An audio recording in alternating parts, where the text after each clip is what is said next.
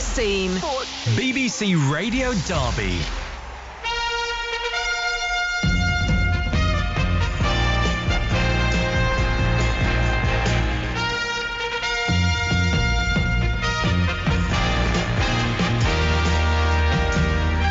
Less than 45 minutes to kick off here at Pride Park and at the Pirelli Stadium for our two FA Cup first round replays.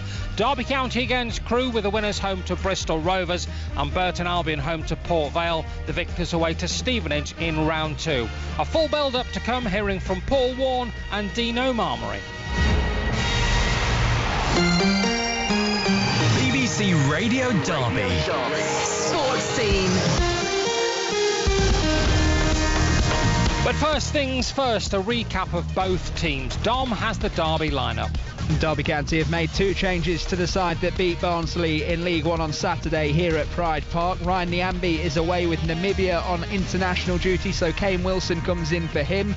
Nathaniel Mendes-Lang drops out the squad completely after picking up a knock in that game on Saturday, so Louis Sibley takes his spot out wide. So the lineup in full will be Ward Smith in goals, a back four from right to left of Wilson, Nelson, Cashin and Forsyth.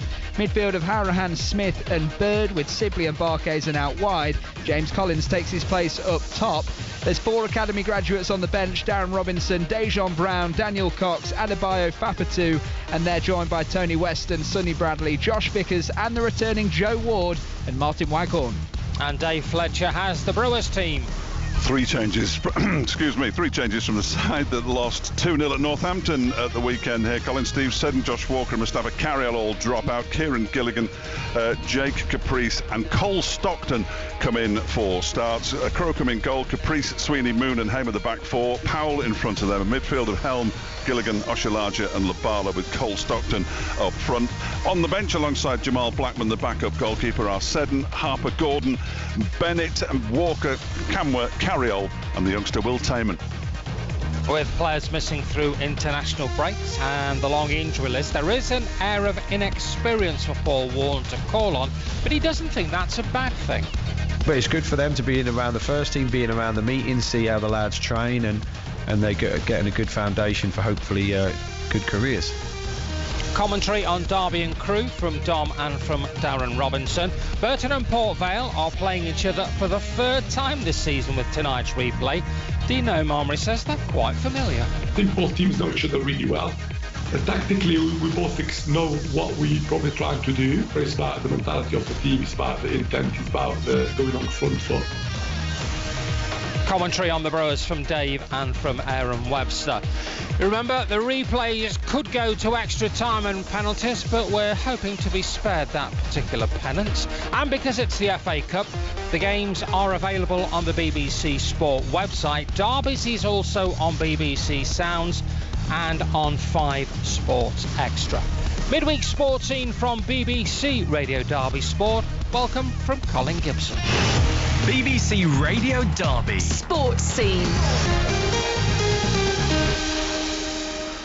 Coming up to 7 minutes past 7 on this Tuesday evening, November the 14th. Floodlights are on, pitch in tip-top condition, and Derby's players run out with their various bibs and different colours on to come out to a sparse crowd, it has to be said, at the moment, and go through their pre-match warming-up routine. Crewe's players already out at the north side of the Derby ground, in front of where fans are this evening. There's only the east stand and the south stand open at Pride Park tonight, and a similar sort of situation for Burton Albion with their tie at home to Port Vale. The west stand is closed because of what was deemed to be poor ticket sales for this first round replay for them. I imagine Vale will bring a fairly large following. And just looking further ahead, not getting too far ahead of ourselves, but Derby's game at Port Vale towards the end of the month, and Derby have sold that allocation. And if the game at the end of this month is anything like the game that was played between the two sides back in January, that will be a night to remember. It was an incredible evening, with Derby trailing for so long in it and coming back to win with last gasp equaliser and winner. It really was a cracking night. And actually, Dom, and again, I know I'm getting slightly ahead of myself, and we will concentrate on the FA Cup. That actually was Derby at their best last season, wasn't it? It was, especially the final few minutes. They were very good. But I think that was at the tail end of that unbeaten run for Derby County that brought last season's almost possibilities into a reality. And they go to Vale Park in Burslem. It's not an easy place to go in a midweek game. They had a tough ride of it for the first... You'd look at the first sort of 50 minutes or so. They get towards the latter stages and everyone thinks Port Vale are just going to end the unbeaten run for Derby, and then suddenly Tony Springett was involved as well, the man of course who joined on loan last season in January. That was really his only contribution in the Derby shirt, to keep the ball in play.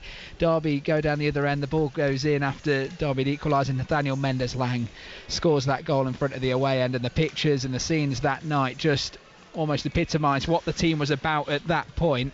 And ever since that moment, really, it's about striving to get back there. Yeah, well, we'll be there towards the end of the month, but there is the mere matter of an FA Cup tie to be played tonight, and possibly then in early December against Bristol Rovers, and Bristol Rovers also to be played against in the league in late November. We were talking about this in the previous hour, that an FA Cup tie usually, it's a great atmosphere, it's terrific, full houses and atmosphere and full houses. Well, we're certainly not going to have the latter tonight, anything but, with only the south stand and the east stand. So it's a bit like, again, we were talking about, Darren, this business of, well, there were 1,952 people here for the EFL trophy. Somebody needs to tell Paul Warne, by the way, that the sponsors have moved on. But that's their corporate business to deal with. And I just have a feeling there'll be more than 2,000, I'm sure, here tonight. I'm sure Vale will bring a few with them. Not Vale, Crewe. But it's not going to be that usual Pride Park atmosphere. No, it's not. Just watching the Rams warm up at the moment, they're right in front of the east stand, so it's almost like there's that natural migration to be as close to the fans as you can possibly get, and a few words of encouragement from our early arrivals might just help the team in their preparations. But I think much of the responsibility for the Derby County players is that motivation from within and within each other. It's their responsibility to generate the atmosphere within the ground and within the dressing room. As it will be for the coaching staff, and this is where they also play their part, because at certain times in the season you do need a little bit of motivation, and particularly after the highs of what Derby experienced in front of a very buoyant crowd against Barnsley. This, of course, is a different kettle of fish, and the mindset that the Rams take into the game and how they start the match will be very important. Well, as we've heard, there's only 2 changes in that Derby's starting 11.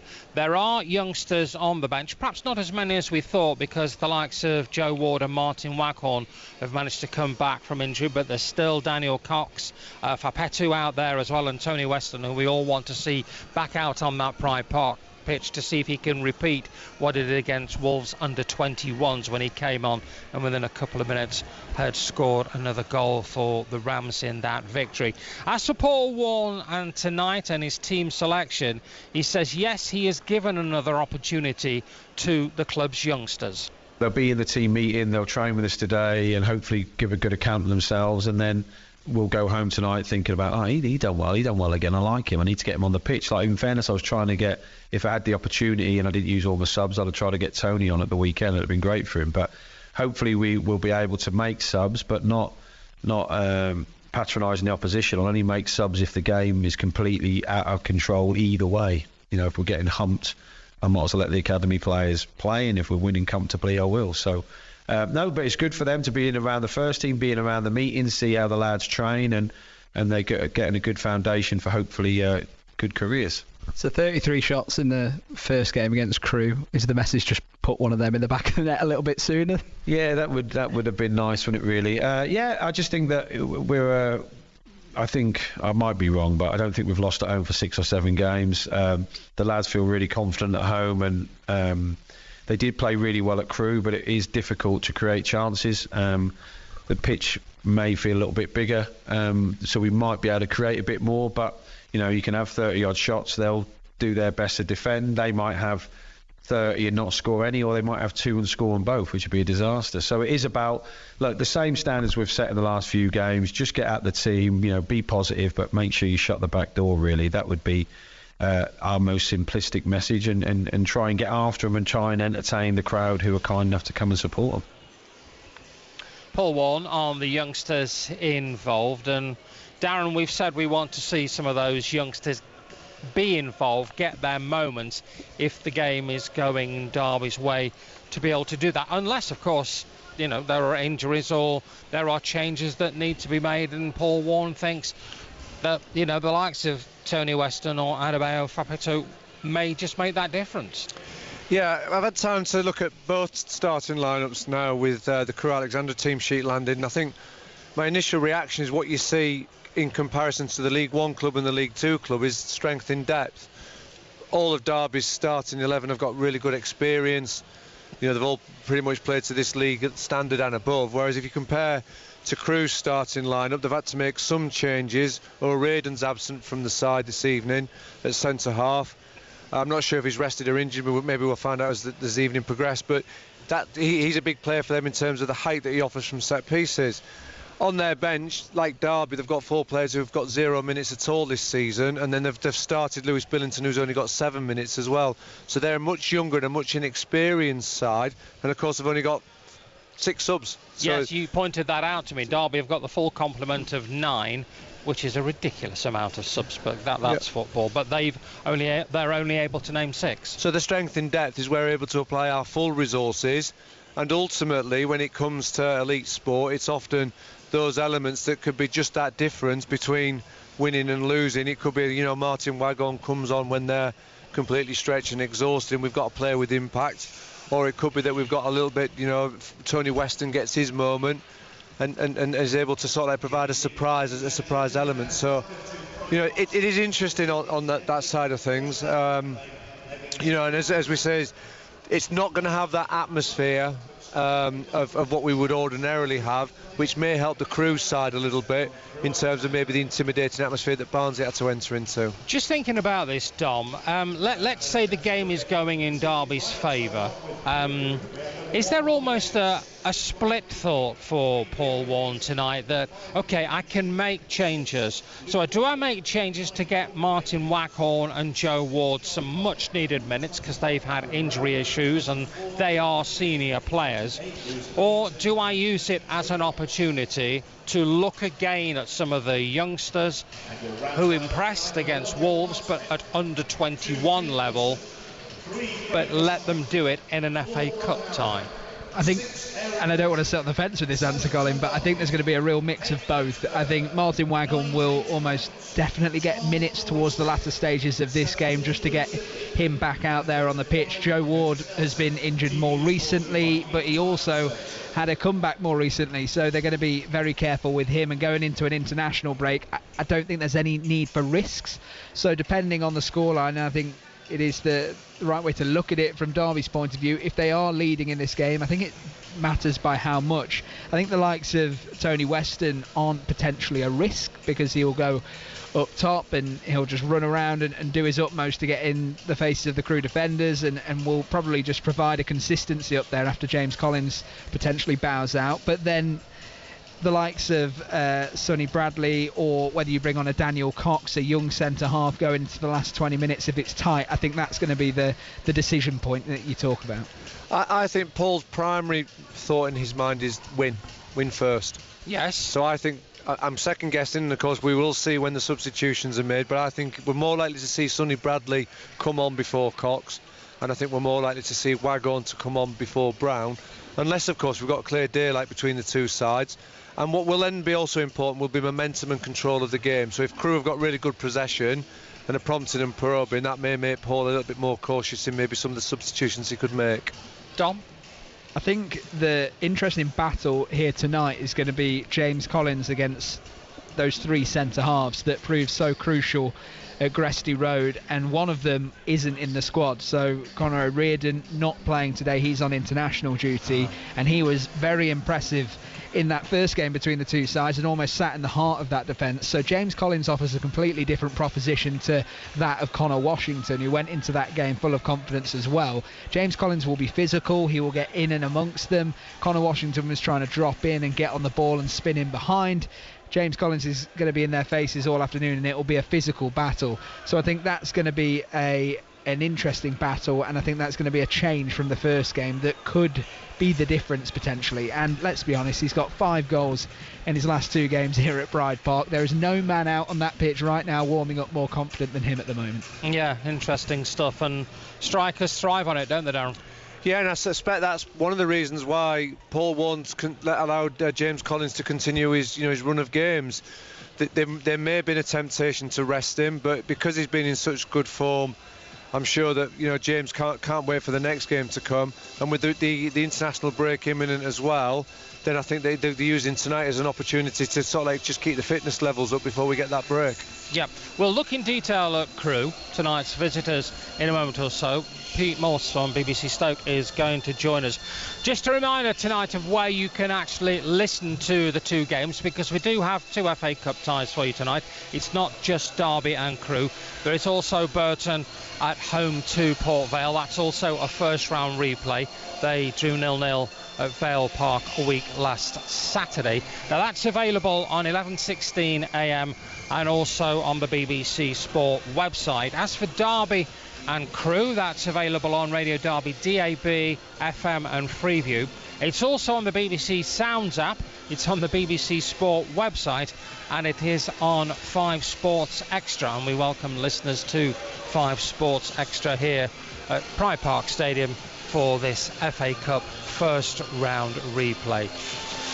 I would like to say the ground is filling up. There are certainly more supporters in their seats behind the goal to our right hand side, where the traditional Derby noise comes from, but there's also a decent smattering over on the far side. Have Derby given any sort of indication, Dom, as to what they expect in terms of numbers tonight? I think it would probably be between around 5 to 10,000 within that range. I would suggest Crewe are bringing, I think, I'm told by our colleagues at BBC Radio Stoke, that they're looking to bring around 800 here this evening, so that's a good following from the Cheshire side. But it's not going to be great in the East Stand. I mean, I expect that to be full opposite us, but the South Stand as usual on the right hand side. I think it's always good to keep that open, because the fans that sit there week in, week out know that they have a responsibility to bring the atmosphere and the noise, and it's normally packed out. So it'll be interesting to see actually, because Derby County had it last season, and it was an away trip to Torquay on that occasion, but in the FA Cup first round it was unfamiliar, and it was almost as if they didn't want to go and watch their side play at that round of the competition. So as they progress, the crowds will get bigger naturally, but no, it's not going to be great this evening. Yes, it's unfamiliar territory for those who watch the Rams and have followed the Rams. Mid-1980s when Derby were last in the FA Cup first round, and their first attempt at it in November 1984, we reminded Eric Steele about. It was an horrendous afternoon at the Victoria Ground in Hartlepool when Derby lost 2-1 to Hartlepool, and it was not a great afternoon. They redeemed themselves the following season, and actually, again, as we're talking about third division side, League One side, however you want to dress it up, actually having a decent run in the competition, and that's what Derby did in the 85-86 season. They beat Crewe. I think the last time probably Crewe were here was in the 2000s, in the days of Billy Davis, and Derby had a really convincing victory, like 5-1 in the FA Cup back in those days. It's 21 minutes past 7. Good evening from Colin Gibson, live at Pride Park Stadium. FA Cup football for you here on BBC Radio Derby and also on 5 Sports Extra. Derby starting to kick into gear. The win over Barnsley at the weekend was really impressive, coming off giving Northampton a good thumping, and though it was EFL Trophy football and Wolves under 21s again, Derby were impressive in all of those games, and they seem to be growing stronger as the games go, particularly at the weekend. So what about the fitness numbers? Do they match up? Dom's been talking to Paul Warne about the running stats. I think our running stats the weekend for about 8 players was the second highest of the season. So, you know, massive newsflash. You run hard and you try harder, and you win tackles and headers and first contacts. You give yourself a much better chance to win. So with the 2 free kicks we scored off, we win the first contact with cash. Running behind, you give yourself a chance to score. So there was a lot of pleasing aspects of our play, and I just thought our goal threat Saturday was really good. You mentioned in your Rams TV interview about your team sort of coming into form at this time of year. Why do you think that is? Well, you have to integrate the new players. I know they've all been injured, in fairness, not all of them, but the pre-season is tough, and it does take you a bit of time to really get your rhythm. And most managers will say this. Most people will say to you, like, after the first 10 games, like, anyone can be top, anyone can be bottom. Not anyone. I don't mean it as flippant as that, but you don't really start to get your form, and as players you don't feel your form until you've had 5 or 6 games on the spin. And now all of a sudden in the last few games we've had Nat, Connor, Corey, Birdie, Tom playing regularly 90 minutes, and then all of a sudden the game seems a bit easier, the relationships are a bit better, the lads look fitter, and they're really confident. So it's just historically what our team seem to have done. I know you're never happy, but how much more is there that you can get out of the side, do you think? I mean, I'm really happy away from work, aren't I? But how much is there more to get out of the team? Well, I still want more, obviously. I still want more threat off set pieces. I still want to take more chances, but you're not going to score every one. And in fairness, as games go, we were nearly faultless at the weekend. There wasn't much to complain about, but it's just about back-to-back wins. And, you know, I knew it was going to be a big week with the Papa Johns with so many changes, and like Colo played 60 minutes, got a hat-trick, played 90 minutes and virtually covered every blade of grass and scored 2 at the weekend. So if we can get another win and proceed in the FA Cup, then that would be great. 3 wins on the spin, you know, gives everyone a boost at the football club. Certainly does. Paul Warne speaking to Dom Dietrich ahead of tonight's FA Cup first round replay. Around about 20 minutes to go to kick off here at Pride Park. Same situation, of course, for Burton Albion in their replay against Port Vale. In all, there are 8 first round replays tonight. First of those is getting underway in around 5 minutes with Horsham as the Isthmian Premier team. They are home to League One Barnsley. The 2 sides drew 3-3 at Oakwell a week last Saturday, and the winners of that tie are away to Sutton United.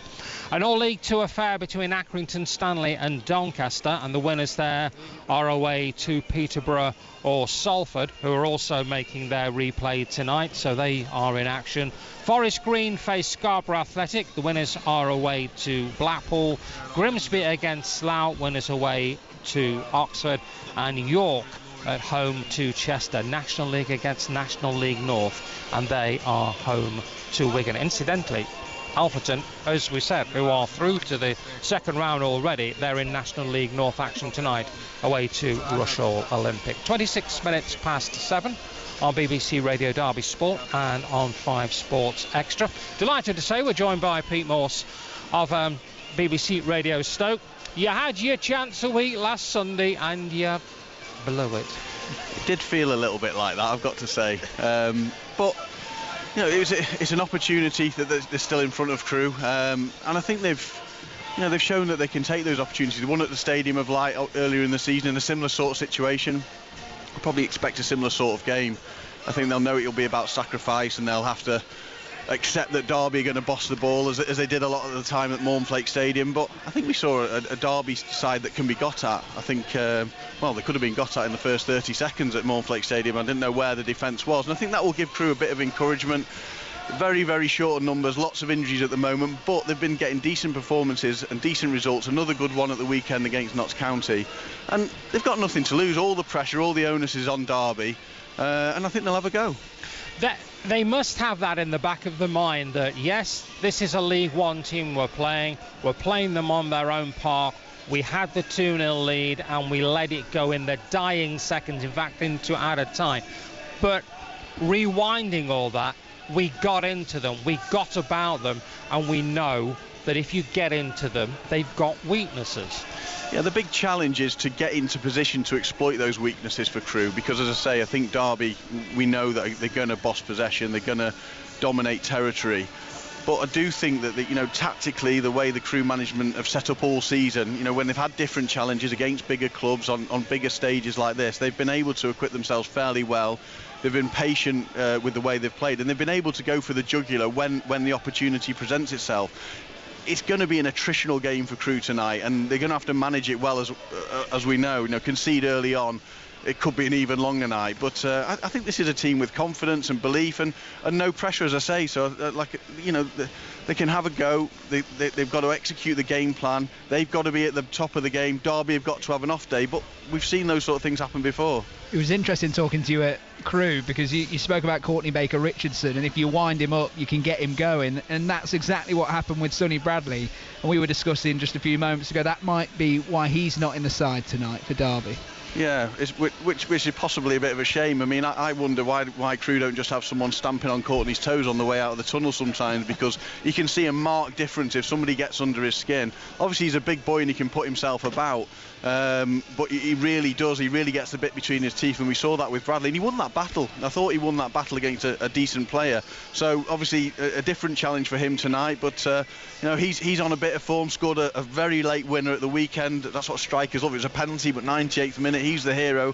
He'll come here with his chest puffed out on as I say, a fantastic pitch, a fantastic stage, and he'll be looking to showcase what he can do. And Conor O'Riordan really impressed in that game as well. Not in the squad at all due to international call-ups. How big of a loss is that? Yeah, huge. He was really outstanding at the weekend, and life at Crewe, as you probably know, when players, particularly the homegrown players, start playing well, you actually start thinking, oh no, we're going to lose him now, we're going to sell him in January, and you start thinking maybe he could do with a little hamstring injury for him or something like that. But no, he's obviously deserved his opportunity at international level. He's proud of that, and we're proud of him. But yeah, it's a big loss. I mean, he's 6'4", 6'5", wins his headers, he can move, he's not slow, he can play, he's a bit of a quiet leader, so he's coming on in that way. But I will say, Mickey Demetrio, Luke Offord in particular, they're important, they're still there, they're in fine form, they'll help Lewis Billington along with it. Lewis Billington will be pleased that Mendes Lang isn't playing, because that was a tough ask for him at left wing back. He's in the three-man defence now, he'll be more comfortable there. So, I think those boys, with the protection that they'll get, it'll probably be a 5-4-1 for most of the game with Derby in possession. They'll be confident, if not overconfident, that they can ruffle a few feathers. Pete, great to talk to you. Thanks for your insight on the Stoke, from the Stoke perspective, with Crewe in town tonight. And really, Crewe, as we know, have been this production line of football. Some great names have come out of Crewe along the way, and several of course, have played for Derby during that time. And it's Crewe who stand in the way of Derby and a place in the second round of the FA Cup. The two sides, as we knew, drew 2-2 a week last Sunday. Crewe really looked as if they'd done the business, but they say in the Crewe parts that they do tend to throw it away at times, and that's certainly what they did against the Rams, and Derby lived to fight another day. 2-2 is how it finished. Just under a quarter of an hour away from kick-off at Pride Park and at Pirelli Stadium. So let's set the scene. BBC Radio Derby. Sports scene. So Derby and Crewe, the thoughts of Dom Dietrich. Well, Derby County are finding those home comforts again here at Pride Park. One defeat in their last 8 matches across all competitions, conceding just 2 in the process, with the last 4 resulting in wins for the Rams, with 13 goals scored for them as well. This evening they have an opportunity to progress into the second round of the FA Cup with the prize of a home tie against Bristol Rovers. In the first meeting with Crewe, though, it was the League 2 side who caught Derby out and took a 2-0 lead, only for the Rams' sustained pressure to pay off in the dying moments as Mendes-Lang and Hourahan struck late. So that brings us to tonight, and head coach Paul Warne has made 2 changes to the side that beat Barnsley in League One on Saturday. Ryan Niambi's away with Namibia on international duty, so Kane Wilson comes in. Nathaniel Mendes-Lang out of the squad after picking up a knock in that game, so Louis Sibley takes his spot. So it'll be Wildsmith in goals, Wilson, Nelson, Cashin and Forsyth the back 4. Midfield of Hourahan, Smith and Bird, Sibley and Barkhuizen out wide, and James Collins up top. Our other replay tonight is at the Pirelli Stadium. All League One affair, Burton Albion and Port Vale. And therefore, Radio Derby Sport is Dave Fletcher. You know me, Colin. I've always been in favour of FA Cup replays, but I might be willing to make an exception given the home end is closed this evening here at the Pirelli Stadium due to less than optimal ticket sales. Burton and Port Vale are playing for the 3rd time in less than 2 months, which may explain the reason that the supporters are less than thrilled with the prospect of watching these sides play again on a cold November night.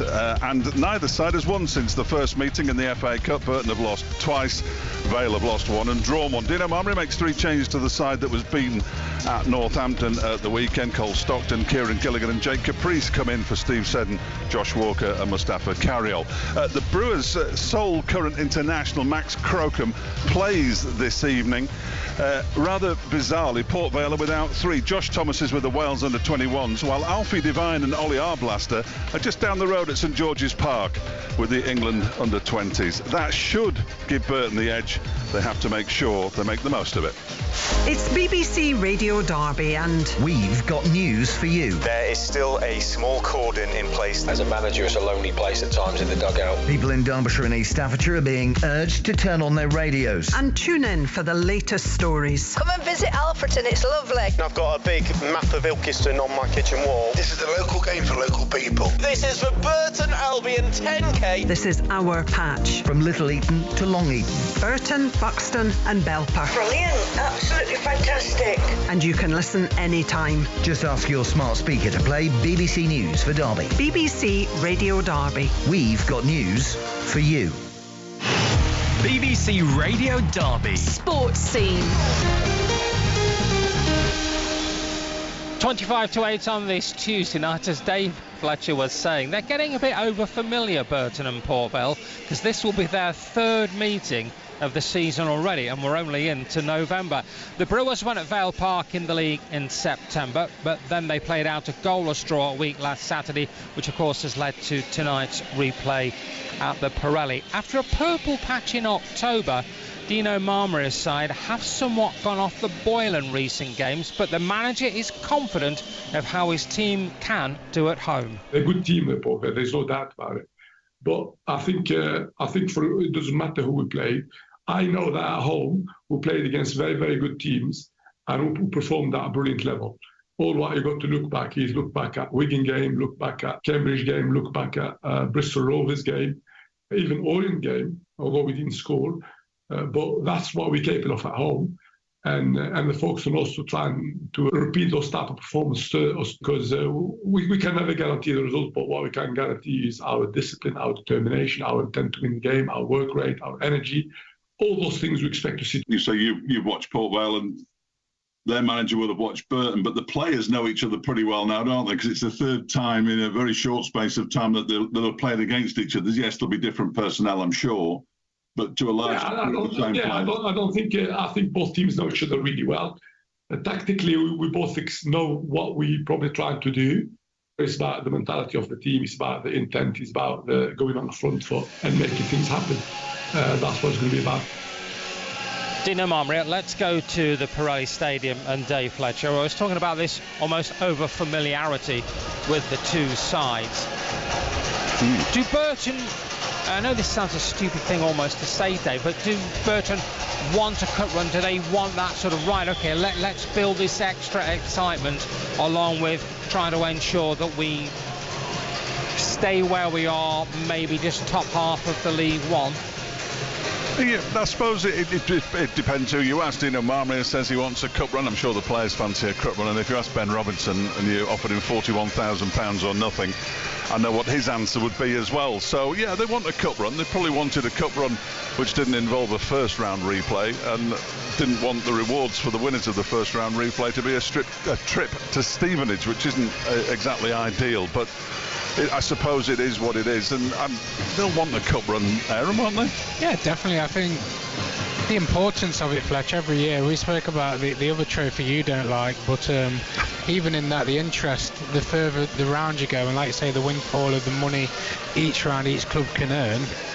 But this is the FA Cup, it's different to that cup. It's a proper cup. But then looking around the stadium tonight, it might tell you something different. Obviously, there's one stand that's closed, which I'm going to find strange all evening. And I'm slightly perturbed by the fact that that's the stand they closed. It's the home end towards which they like to attack in the second half of matches. And if there's nobody there, there's that extra incentive of scoring in front of your home fans isn't there. Definitely, Fletch. And how many goals in our time of doing this together, or even over the years here, have we seen late goals going at that end? So I'm positive that Albion want to progress. Tonight's going to be different to any other cup replay I've been part of or seen here, just because of what the stand looks like. And spoke about earlier, Albion going into this game, are they going to have a hangover of that illegible goal what wasn't given at Port Vale? And that will be really difficult to not have in the minds tonight. So I just hope Albion use that as a positive, and it makes them aggressive. There you go, Colin. He's used the word positive twice. Let's hope we carry on using it. Absolutely, yes. Yeah. Commentary coming up on that game on BBC Radio Derby, 11:16 a.m. and on the BBC Sport website. So about 7 minutes to kick off in both games. One game already underway, by the way, in the FA Cup replays. The two sides drew 3-3 at Oakwell. Barnsley have taken an early lead at Isthmian League side Horsham. It's Horsham 0, Barnsley 1 in that replay. So, looking around Pride Park Stadium, as we know here, it's a case of the north stand is closed, the main stand where we're sat is closed, so there's media, there's the visiting members of the media team from Crewe, Alexandra, and just the odd person scattered around here. Other than that, it is very much a reasonable packing of the south stand. Decent following from Crewe over in the little cheese area, that little sort of triangle of cheese between the east stand and the south stand, and then Derby's fans again around that middle part of the east stand. It is slightly odd, but a reasonable atmosphere should be when we're ready for kick-off in around about 6 minutes time. So it's a choice of listening now. It's either AM for Burton Albion or it's FM DAB for Derby County at home to Crewe. BBC Radio Derby. Sports scene.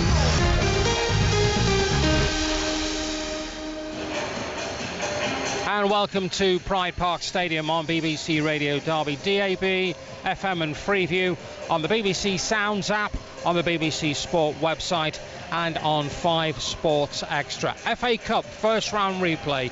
Derby County of League One against League Two side Crewe Alexandra. The two sides drew 2-2 at Gresty Road a week last Sunday. Derby really getting out of jail, finding themselves trailing by 2-0 as late as the 85th minute.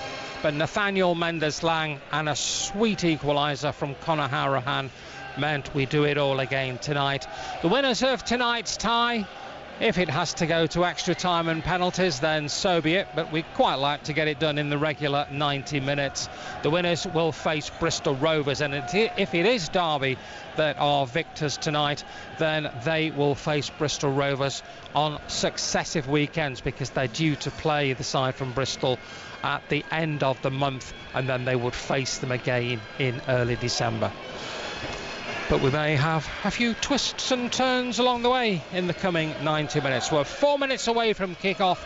Commentary on the aforementioned outlets of the BBC. I'm not going through them all again. With Darren Robinson, and with Dom Dietrich. Thank you very much, Colin Gibson, and to our listeners on 5 Sports Extra, BBC Sound and BBC Radio Derby. Good evening as the two sides make their way out of the tunnel here at Pride Park on the halfway line. Derby County on the right side of it in their traditional black and white. Crewe in their traditional red top, white shorts and red socks. The Rams in confident mood here at Pride Park. 4 wins in a row here, scoring goals. And coming into this tie, they want to right the wrongs of their meeting at Gresty Road a couple of weeks ago. The starting lineup for Derby County sees 2 changes. Ryan Nyambe is away with Namibia on international duty, so Kane Wilson comes in and Nathaniel Mendes-Lang drops out of the squad completely after picking up a knock last time out against Barnsley in that terrific 3-0 win here on home turf on Saturday. Louis Sibley comes in for the Guatemalan international. The lineup in full will be Wildsmith in goals, Wilson, Nelson, Cashin and Forsyth the back 4, midfield of Harahan, Smith and Bird. Sibley and Barkhuizen will operate on the wings here this evening, with James Collins, the man in form with 5 goals in his last 2 matches, is up top leading the line. There are 4 academy graduates on the bench: Darren Robinson, Dejon Brown, Daniel Cox and Adebayo Fafatu. They're joined by Tony Weston, Sonny Bradley, Josh Vickers and the returning Joe Ward and Martin Waghorn. Crewe Alexandra have made 3 changes. Conor O'Riordan, who performed well in the first meeting between the two sides, is out tonight with his international call-up. Shiloh Tracy and Connor Thomas drop to the bench as Charlie Colquitt and Charlie Finney come in to make their first starts for the Alex and their first appearances in this competition. Lewis Billington also in as well. He played the first meeting between the two sides. He's into the side this evening, operating in the back 3. Crewe line-up then under Lee Bell as follows, going well, 4th in League 2. Can they replicate that here tonight at Pride Park? Davis in goals, 3 centre-halves of captain Offord, Dimitru and Billington. The wing-backs will be Cooney on the right, Adebisi on the left. The 3 in the middle will be White, Finney and Colquitt, with Rowe and their top scorer Baker Richardson up top. Steve Bloomer rings out to an empty north stand. Derby fans sporadically in the south stand to our right hand side. The east stand opposite is where the majority of the supporters are, with 800 travelling Crewe Alexandra fans in the southeast corner over to our right hand side. The visitors are going to get kick-off in this FA Cup first round replay. You're in the company of myself, Dominic Dietrich, and former coach of the Rams, Darren Robinson. Darren, how are you feeling as we approach that first whistle? Well, although we've got a reduced crowd this evening, Dom, compared to a normal size following for Derby County, there's a good atmosphere that's built in the ground. Crewe are well supported too, and of course that will add to the atmosphere for this evening. We discussed earlier, we wondered whether it'd have an EFL trophy type atmosphere, but the fans have certainly found their voices. We're coming into kick-off. Well, here we go. It is going to be Crewe to get us going. Joe White, to be precise, and we're off and running. It will all be decided tonight. No replays from this point forward. Crewe Alexandra, the League 2 side, here at Derby County. Crewe punt the ball long up to that man, Courtney Baker Richardson, the focal point of this Alex side, as Kane Wilson wins it back, goes in on the slide, wins the second ball after his slide tackle into Collins, out to the right with Corey Smith, who's dropped wide. He played a ball straight over the top. Tom Barkhuizen couldn't get onto it, and Harvey Davis, the Crewe goalkeeper in his all yellow strip tonight, just stands on the ball. Yeah, just getting a glimpse of the starting lineups.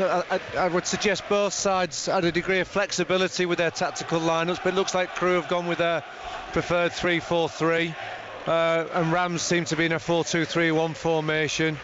Max Bird sitting in behind James Collins, Hurricane and Smith holding the midfield. Yeah, he's operated in that 10 role really, Max Bird, Derby's number 8, as Crewe get the ball out to the left hand side on the halfway line. Curtis Nelson comes to intercept though as it bounces up into the air. First time pass from Barkhuizen goes in between Smith and Bird, so Crewe pick up the loose ball with White, lays it back into Offord, the captain for Crewe.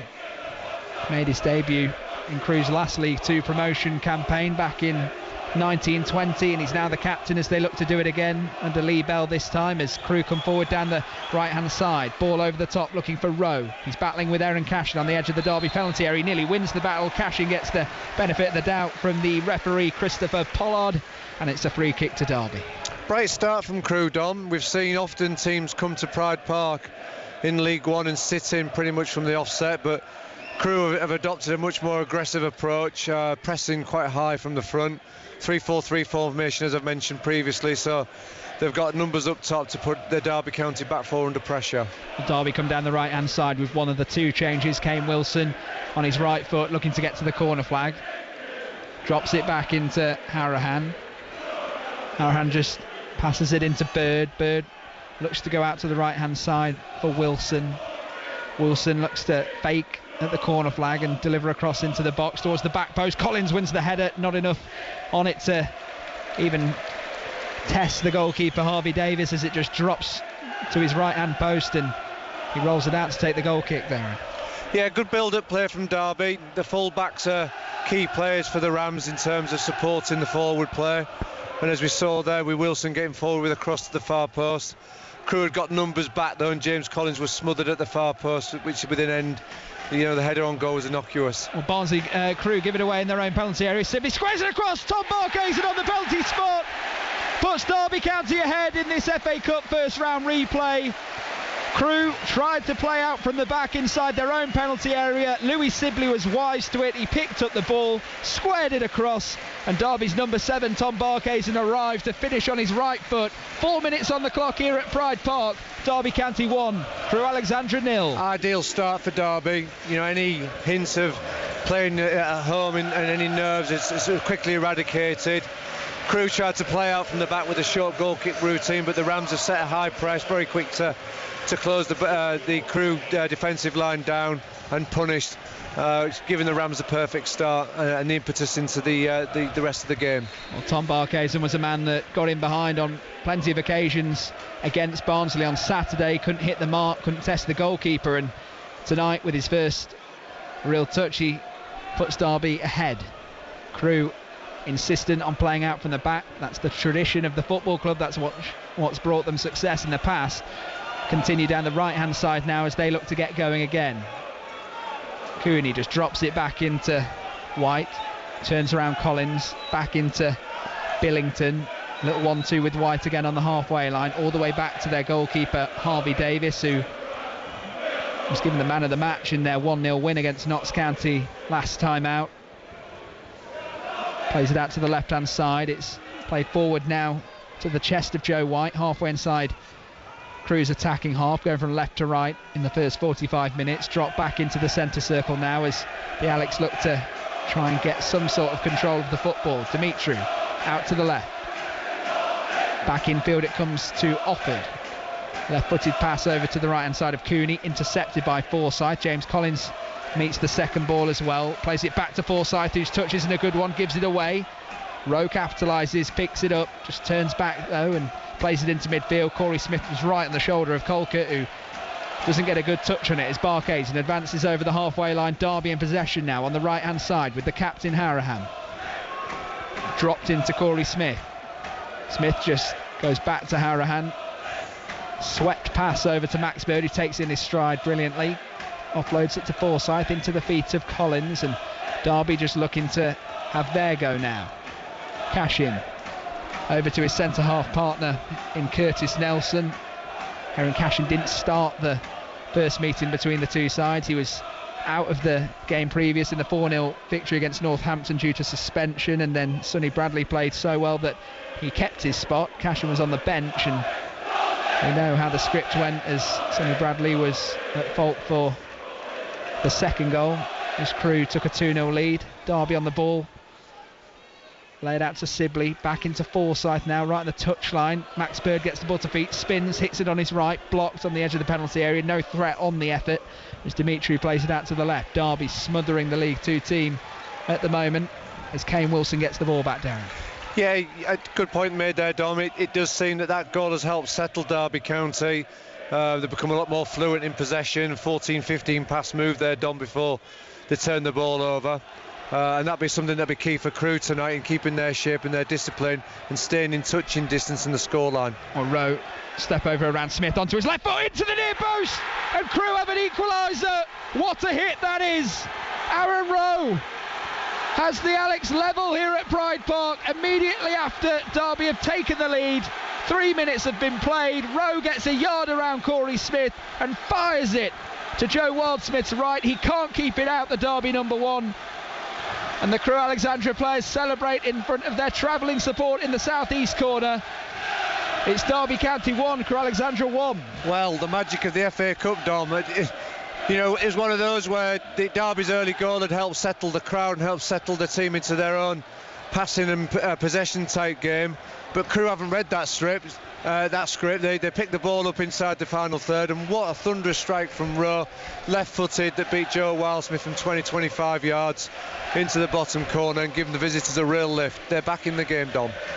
And quite a lot of goals already in these FA Cup replays tonight. Barnsley are now 2-0 up away at Horsham. Forest Green leads Scarborough Athletic by a goal to 0. It's Salford 1, Peterborough 0, and York City 1, Chester FC 0. All FA Cup first round replays.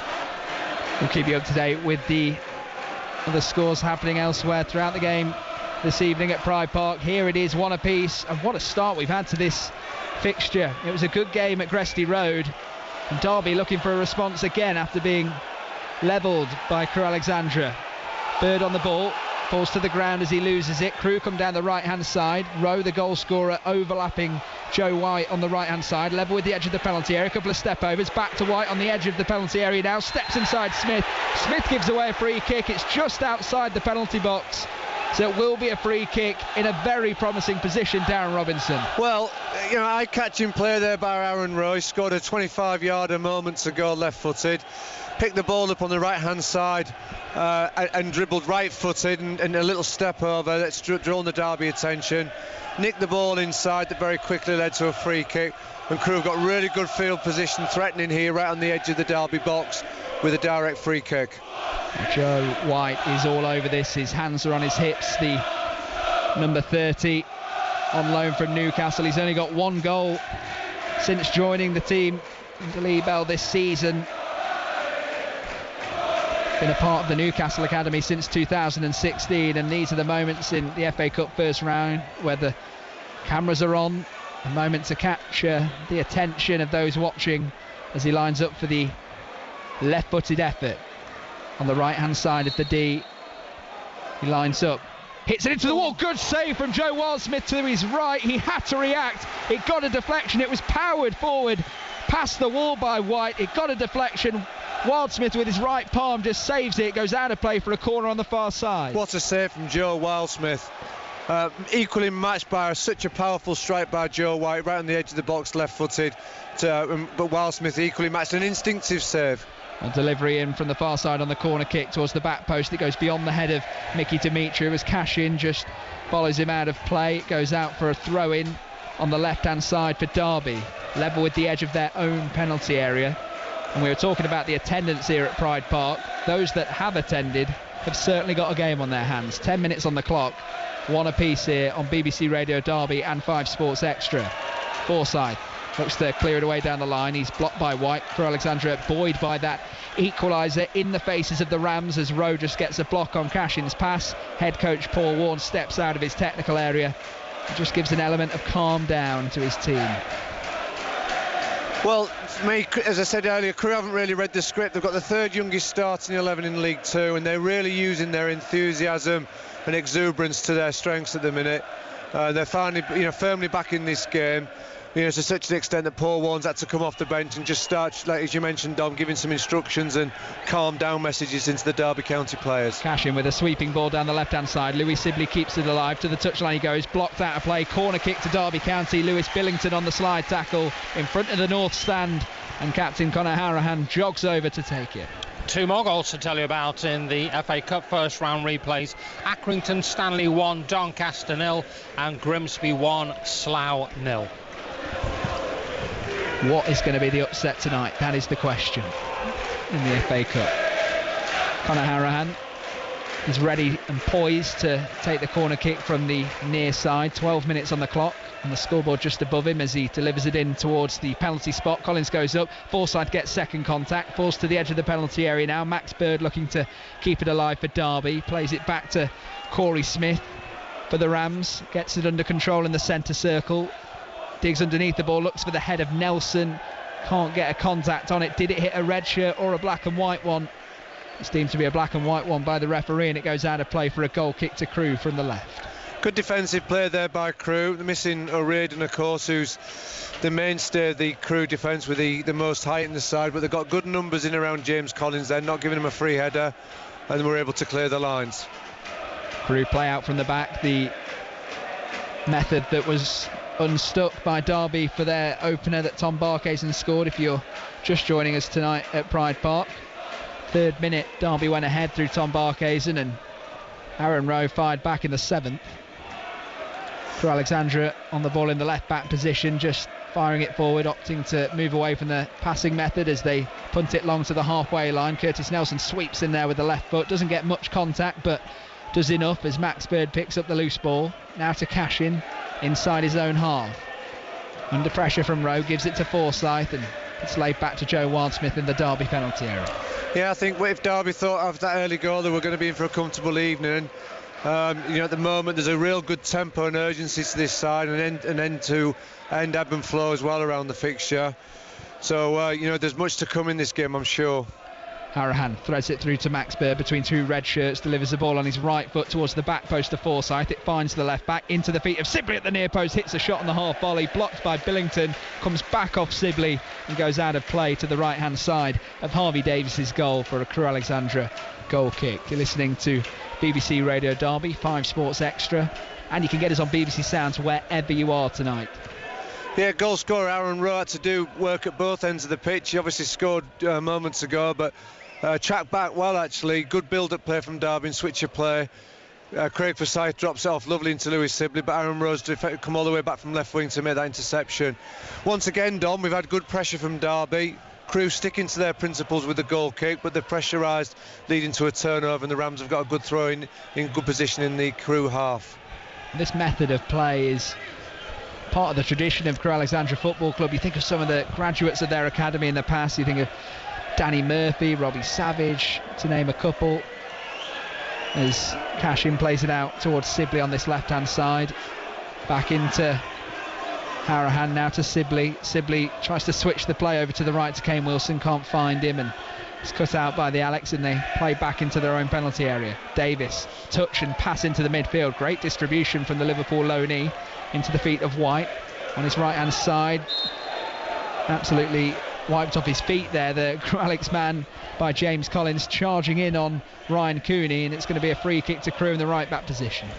Yeah, almost Harvey Davis there, an outfield player for Crewe Alexander there, really calm with his feet, pinged a lovely ball into Cooney's feet, right-footed, that's led to that free kick turnover. And as you suggest, Dom, Crewe sticking to the principles regardless of the scoreline. They're trying to build possession from the back, and play in a real purposeful way. Barnsley in complete control at the moment after half an hour of their tie away to Horsham. It's Horsham 0, Barnsley 3. That was a 7:30 kick-off, by the way, on the south coast. What a first meeting that was on the Friday night at Oakwell, by the way. Horsham doing everything they can to force a replay, and unfortunately for them, coming unstuck at home, but you can understand with the distance between the two in the English football pyramid. Cashin playing out from the back this time, loses it for Derby County on the halfway line. Rowe picks it up, gives it into White, who again another confident player, and you can just spot them from a mile away in this Crewe academy as Louis Sibley puts the challenge in, and White not happy as the ball fizzes forward towards Joe Wildsmith in the Derby goal. Yeah, and Derby are going to have to be better with a build-up play there. Aaron Cashin really signals his intentions. Crewe have got a good defensive set-up, and as Aaron's tried to hit Collins' feet, Demetrio read it quite simply and intercepted, and allowing Crewe to regain possession.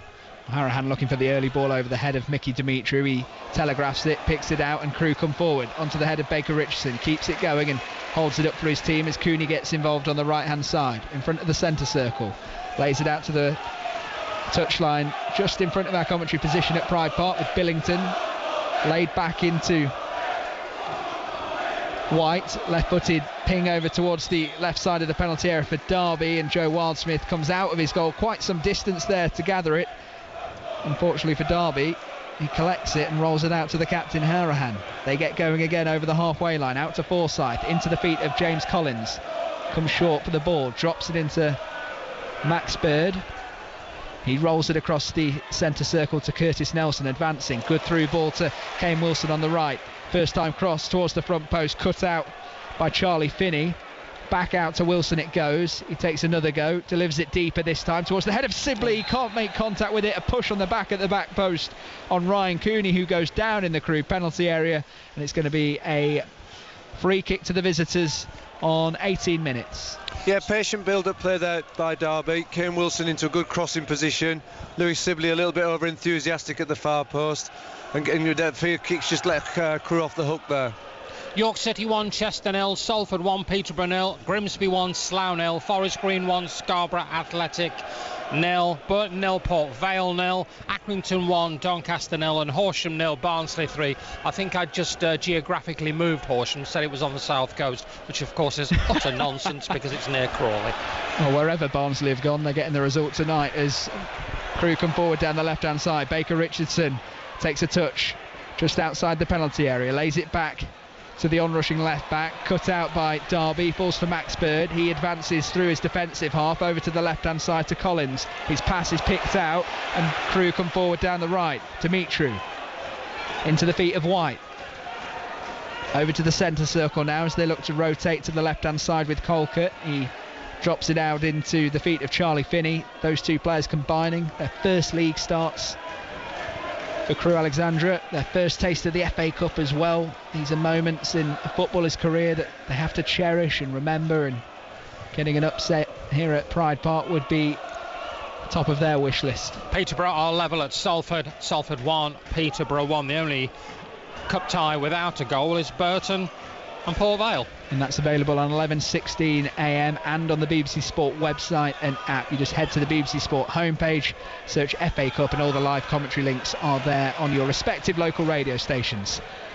It's now on Craig Forsyth's side here for the Rams. He drops it into Smith in the centre circle, cut out by Crewe, and they look to capitalise. It's Rio Adebisi advancing into the penalty area, hit, shot blocked by Nelson, and it goes out of play on the left hand side for a Crewe Alexandra throw, and you can hear the away fans in that far corner, Darren, getting behind their side. Yeah, good last ditch block from Curtis Nelson, using his experience, but moreover it was good pressing by Crewe. Derby needs to improve with their use of possession at the minute. Each time they go forwards, the Crewe back three are really reading their intentions, and they're quick to intercept and press Derby. The Crewe on the ball in their own half with the goalkeeper Davis, drops it out to Billington back into the midfield now, and Joe White is enjoying his evening in Derbyshire as he's brought down by Max Bird.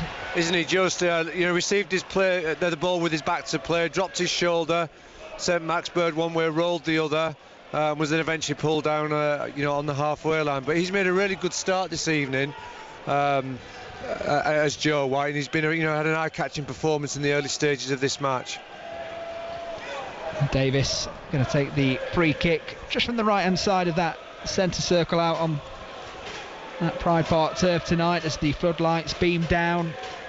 No one in the north stand tonight, no one in the stand that we're in other than journalists and hospitality over our shoulders in the posh seats as Tom Barkhazen looks to battle for the ball back for Derby on the right hand side, wins the 50-50, but it goes out of play off a Crewe head and out for a throw into the Rams. Kane Wilson has been a player, Darren, that from the start he's not really had the biggest impact so far. A lot of his best performances have come off the bench as Conor Harahan just lays it into the path of Aaron Rowe, the goal scorer. Gets another yard, this time on his right, deflection from Cashin.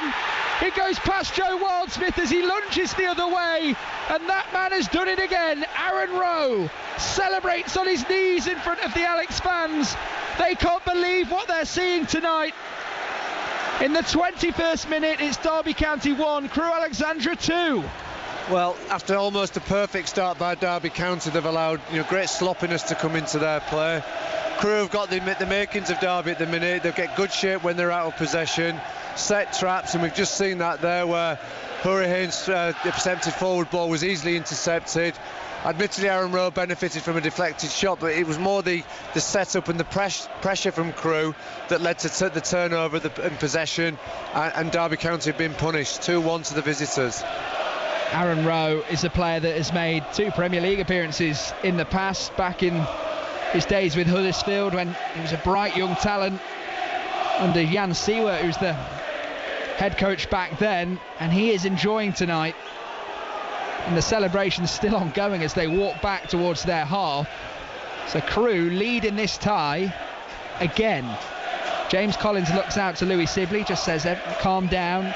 Conor Harahan, though, the skipper, the man with the experience, the 32-year-old, was at fault for that one.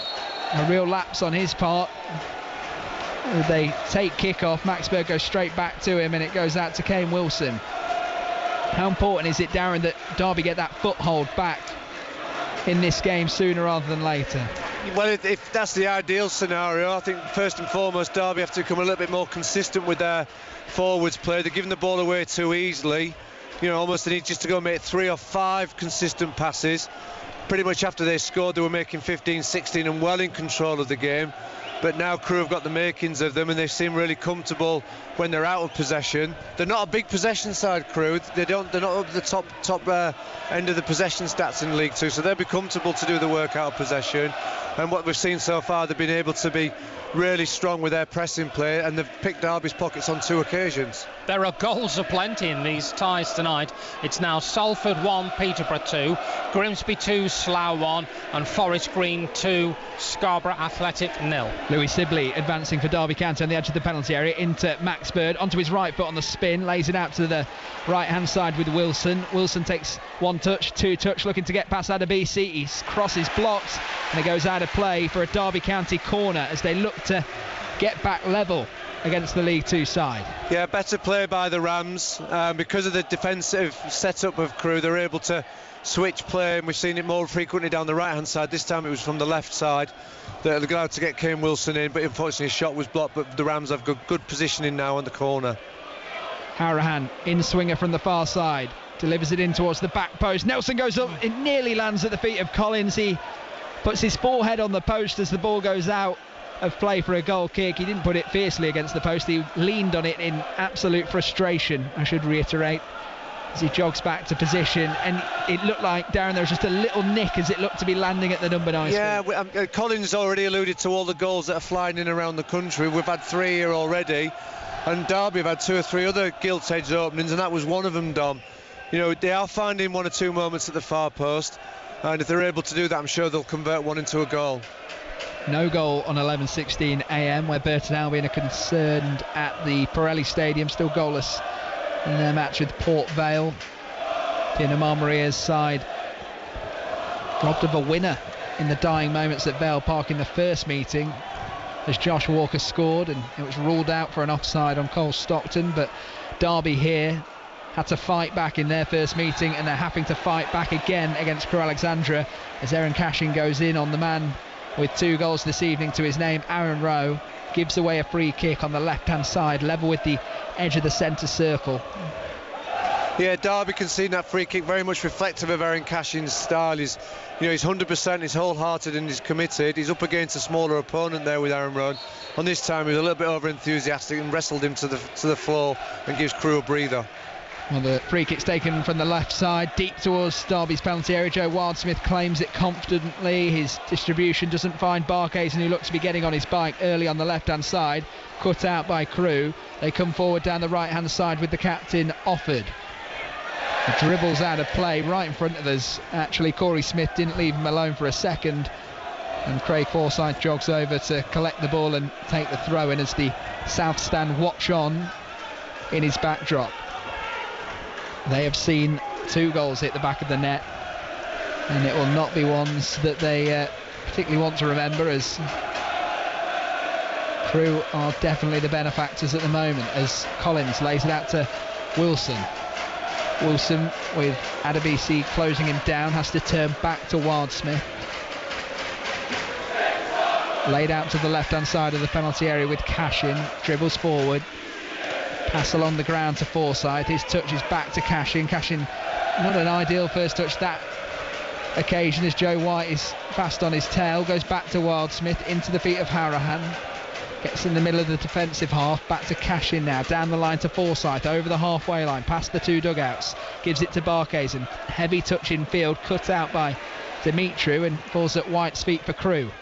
Harahan on his back, looking to try and get Derby back on the ball. White just nips through his legs easily and lays it out to the left-hand side to Adebisi. First time pass infield as they come forward through Charlie Finney. Louis Sibley getting across to put pressure on, delivery into the box. Baker Richardson rises. What a save from Joe Wildsmith.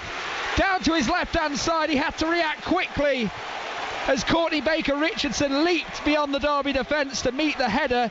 Down into the bottom corner it went, and Joe Wildsmith denied Crewe Alexandra a third here in the FA Cup first round. It's still Derby 1, Crewe 2. Well, for the second time this evening, Dom, a critical save there from Joe Wildsmith.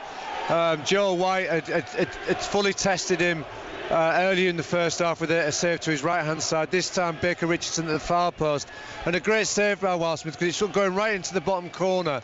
I have to say, great build-up play again by Joe White. He's really been that standout player. Little cheeky nutmeg of Conor Hourihane sets the play up, and Crewe created an outstanding chance there. White takes the corner kick, tries to take it short to the edge of the penalty area to Finney. Louis Sibley saw it coming, intercepted it for Derby.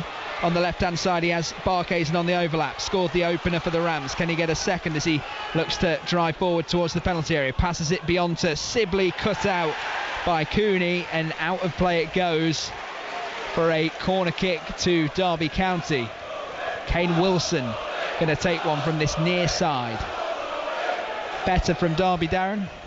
Yeah, good counter-attack play, but Crewe really recovered very quickly. They were 4v3 outnumbered from that corner as Louis Sibley broke, but they've got back in numbers, and I have to say they're working really hard at out-possession of Crewe. The key thing is if they can sustain it. Kane Wilson lifts his left hand in the air, delivering to the near post, trying to be flicked on by Max Bird. It comes off Bird. Max Bird not happy with that at all from the referee. He thinks it's a corner kick again. It's going to be a goal kick to Crewe Alexandra. Christopher Pollard was pretty adamant of that. Yeah, one of the reasons why I mentioned Crewe's work rate, in the week Paul Warne spoke about the metres that Derby County players had covered, and he saw that as a real reason, the key reason why they were able to beat Barnsley so convincing. This evening I have to say it appears that the visitors are working much harder.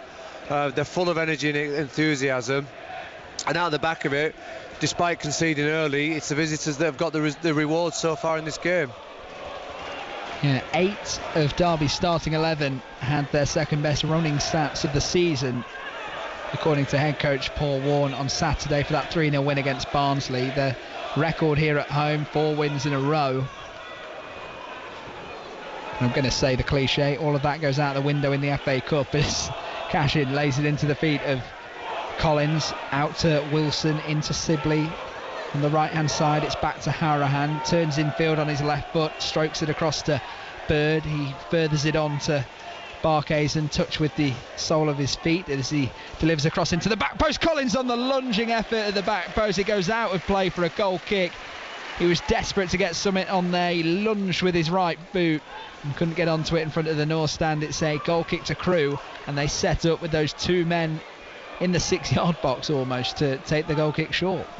Great ball in by Tom Barkhazen, playing in an inverted role as a right-footed left winger. Dropped his shoulder and fizzed that ball across. And as you suggest, Don, James Collins thrown himself at the ball but just couldn't quite get on the end of it. But good threatening play by Barkhazen. Wilson looking to try and come alive for Derby on the right-hand side, trying to go in between 2 players. Corey Smith couldn't get onto it either. Derby back onto the ball though as Crewe thought they had it back. Wilson again back into the side. One of the 2 changes for head coach Paul Warne for the Rams. Nathaniel Mendes-Lang not in the squad at all after picking up a knock. We're told he's just sore. I don't think they want to risk him going into an international break. The other change came from Ryan Nyambi, representing Namibia on international duty. Kane Wilson taking his spot as the ball's played forward from Hourihane into Smith, out to the right hand side now with Wilson, takes a touch, crossing towards the back post. Collins on the header, good save this time from Davis in the Crewe goal, down to his right hand side. He parries it out to the 6-yard area, and a red shirt clears his lines and it goes out of play. Is that going to be for a Derby County corner kick? Kane Wilson's jogging over. Yes, it is. Well, we've seen both goalkeepers in great form this evening. Wildsmith so far has made 2 outstanding saves, and Harvey Davis was equal to that from that James Collins header. Just seemed that Crewe had a small lull there in their defensive play that allowed Derby to break and build, and led to a good cross and a good opening. Wilson delivers the corner kick to the back post. Nelson and Cashin going up. Davis missed it, the goalkeeper, and it's out of play for a goal kick. Neither of them could get a solid contact on it, and it just dropped behind and out of play it went as Crewe looked to restart. 32 minutes on the clock, 13 to go of this first half. In the FA Cup first round, we've been treated to 3 goals so far. It's Derby 1, Crewe 2. And that mad flurry of goals seems to have just quietened down around the country. Coming up to half-time at Horsham, where Barnsley are 3-0 up in that game. Remember, that's a 7:30 start.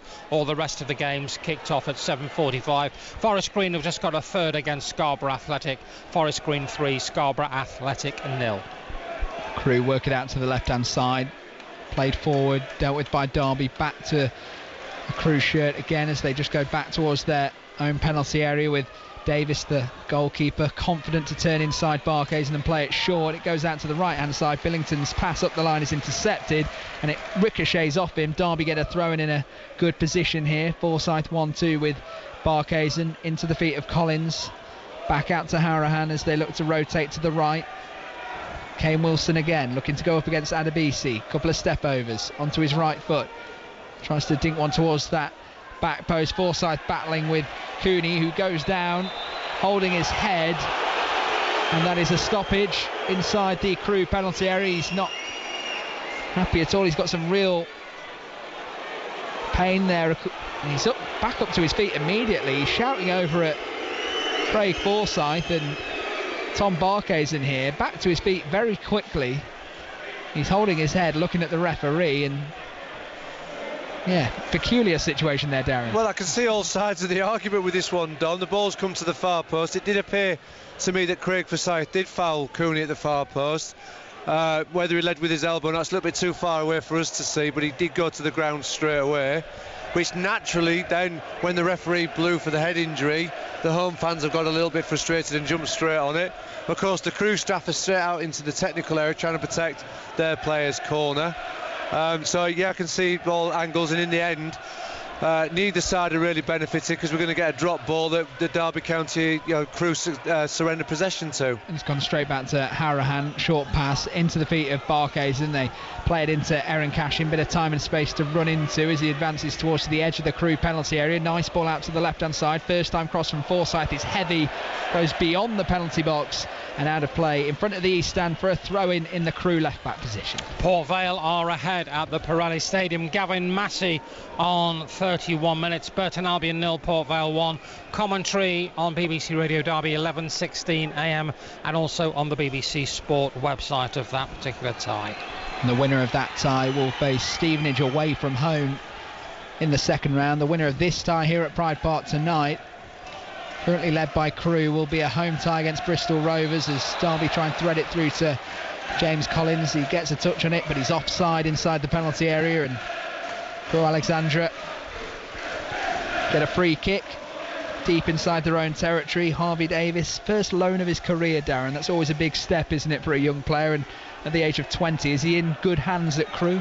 Well, he's certainly performed well so far this moment. We had a heart in the mouth moment when he came and missed the corner, but lone goalkeepers, young lone goalkeepers are much more common actually now, Don. We're seeing that position surprisingly become a popular choice for the lower league clubs to take players in on loan. And one thing with Crewe's philosophy, they like to play out with the back, and that's certainly been a feature of Davis's play, because he's so calm in possession. And that's a feature of the Premier League and the top flight, so I guess if you have aspirations, as Louis Sibley goes diving in on Rio Adebisi from behind, it was reckless. We've seen it before from Louis Sibley. He went in there on the challenge. Adebisi down in some pain. Did he make contact with his left ankle as the referee Christopher Pollard goes into a big crowd of players?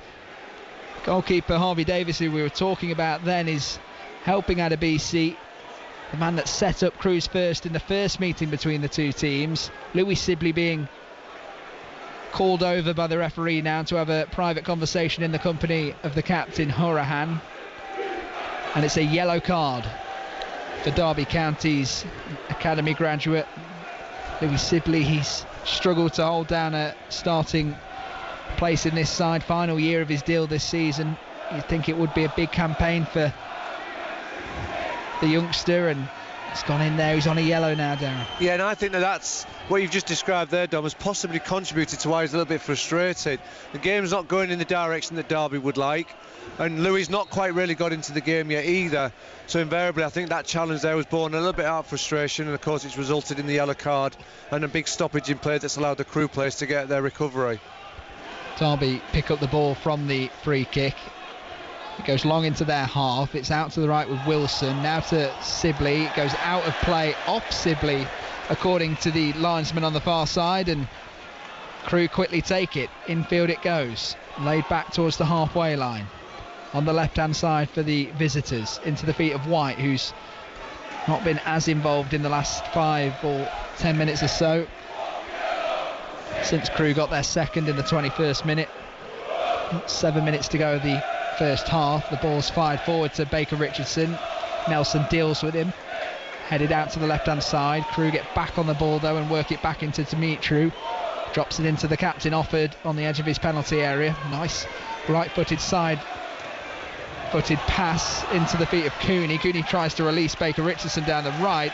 Cashin gets across, can only put it out of play for a throw-in as he looked to lose his balance. Yeah, no time given there, although Erin Cashin, read the forward player well. Baker Richardson was quick to threaten as well. That's not allowed Erin to settle down, and of course that's led to a slice missed-time clearance, and it's given Crewe an opportunity to set up one of their long throws, with Baker Richardson being the obvious target in the box. Well, he's gesticulating, Dimitri is, with his right hand to the players to get deeper. Let's see how far he can launch this. He does throw it into the penalty area. Nelson and Forsyth the only people looking to win the header in a Derby shirt, and that'll be a concern of Crewe as the ball's fired back towards the Derby penalty area. Comfortable for Joe Wildsmith, who rolls out to Curtis Nelson. The official attendance tonight at Pride Park, 6,439, 850 of which are away fans in that southeast corner, and they are having all the fun so far. Curtis Nelson goes down the line to Wilson, back into Hourahan as Derby look to try and gain some control back in this tie. It has gone quieter for the visitors since that second goal as Rowe looks to put the pressure on Cashin. They both go sliding in for the 50-50. Cashin wins it, drops to Forsyth. He goes back to Cashin, looks for the shot to Forsyth. It's not on, and Rowe continues to close him down. Out of play for a throw, and it goes. And those 850 Crewe fans are on their feet as assistant head coach for Derby, Richie Barker, collects the ball and just drops it off to the ball girl on the right. They are super lifted at Crewe. They're working so hard out of possession, and that was just shown there with Aaron Rose harrying, chasing, and then interception.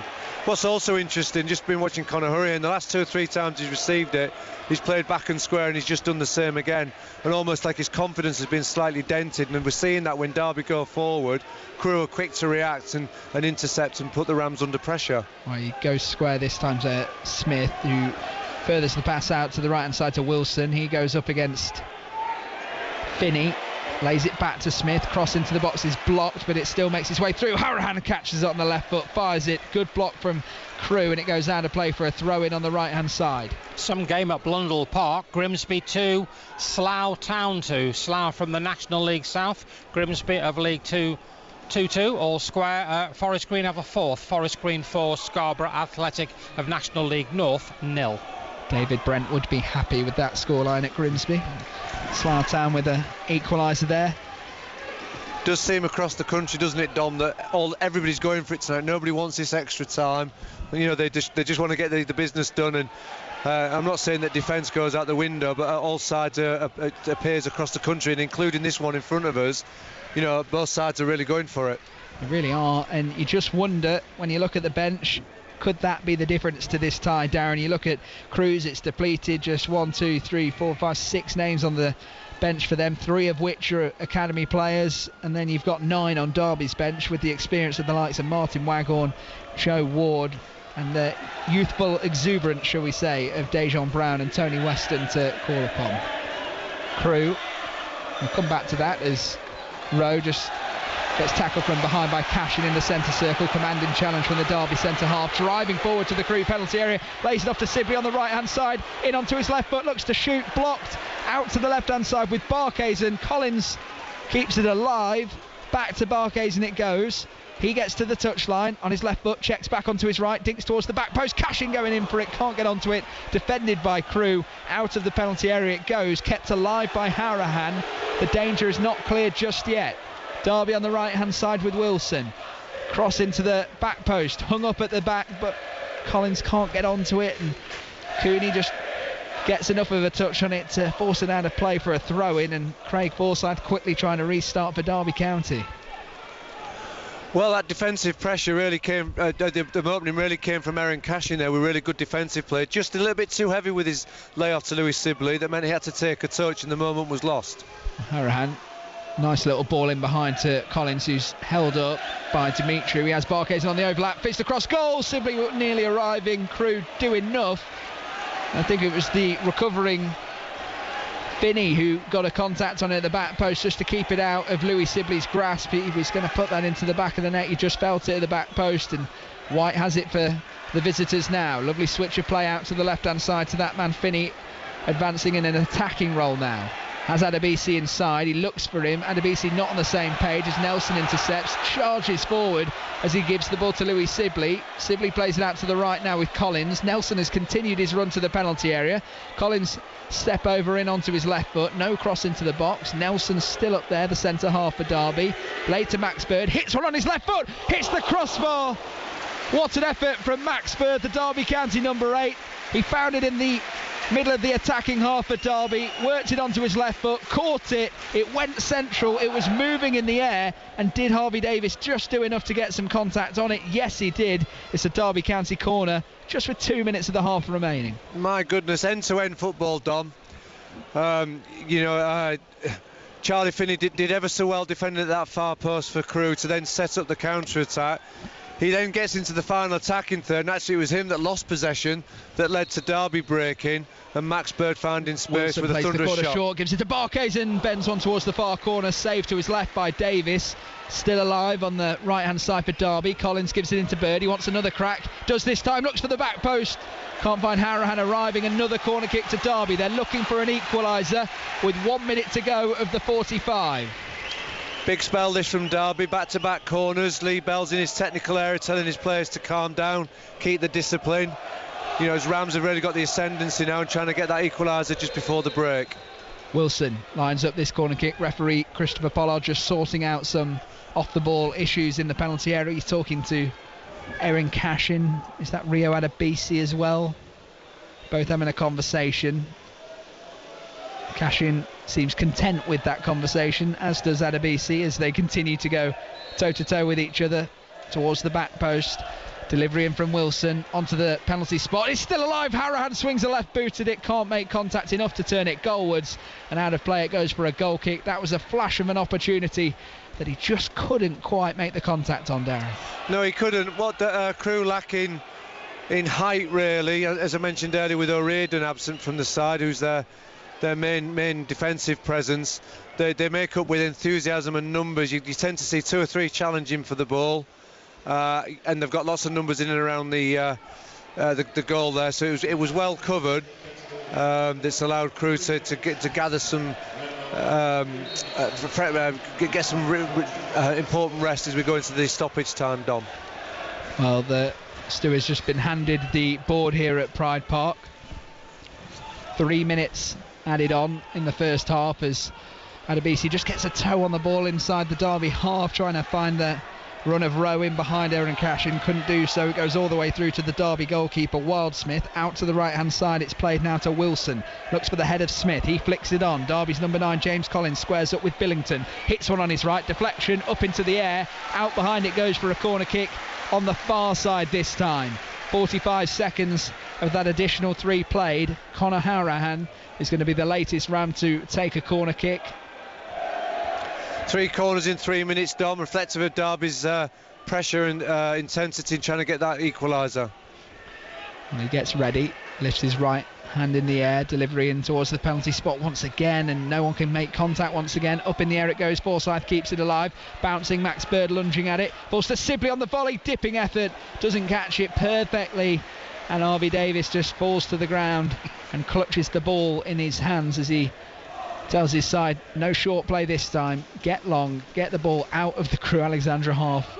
as soon as possible. The League Two side leading Derby by 2-1. Derby took the lead. Crewe hit back in the 7th and then went ahead in the 21st. Both goals coming from Aaron Rowe. Both goals with efforts from outside the penalty area. The second had the benefit of an Erin Cashin deflection to beat Joe Wildsmith. It's been an exciting first half. Live on BBC Radio Derby, on the BBC Sounds app, and on all frequencies, FM, digital radio and Freeview as usual. From 5 Sports Extra as well. So whatever you're doing, wherever you are, you can hear full match commentary with myself, Dominic Dietrich, and former coach at Derby, Darren Robinson. Now man Colin Gibson will guide you through half-time and sports team reaction, where we'll get the post-match thoughts of the Derby County dressing room. Crewe just keeping the ball at the moment. Play a ball in behind Kane Wilson, looking for Baker Richardson. He goes in with a challenge. The Crewe forward and top scorer gives away a free kick.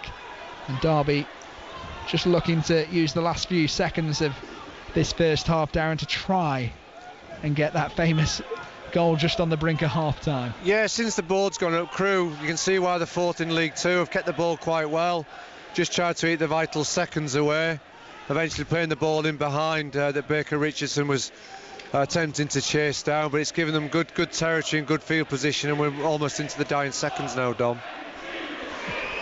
Harahan infield in the centre circle, plays a ball round the back looking for Kane Wilson, keeps it in play, can't do so enough though. It's bouncing in the air and he just fires it out of touch. Charlie Finney did just enough in the left back position to deter him, and it's going to be a goal kick, and you feel like this could be the final action of the first half. It's actually going to be a throw-in right next to the corner flag.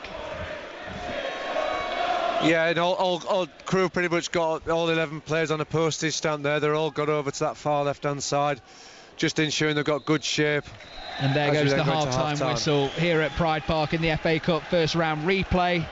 Derby County went ahead in the 3rd minute through Tom Barkhays, and they capitalised on Crewe. Alexandra trying to play out from the back. Louis Sibley intercepted inside their penalty area, played it across to the arriving Barkhays and bang on the penalty spot, hit it first time on his right foot and beat the goalkeeper Davis. Crewe then 3 minutes later went up the other end through Aaron Rowe, got a yard. Corey Smith was up against him, he managed to work a chance, he hit it comfortably, beating Joe Wildsmith at his near post. A great effort from the edge of the penalty area, the man on loan from Huddersfield Town, and he then gets another effort.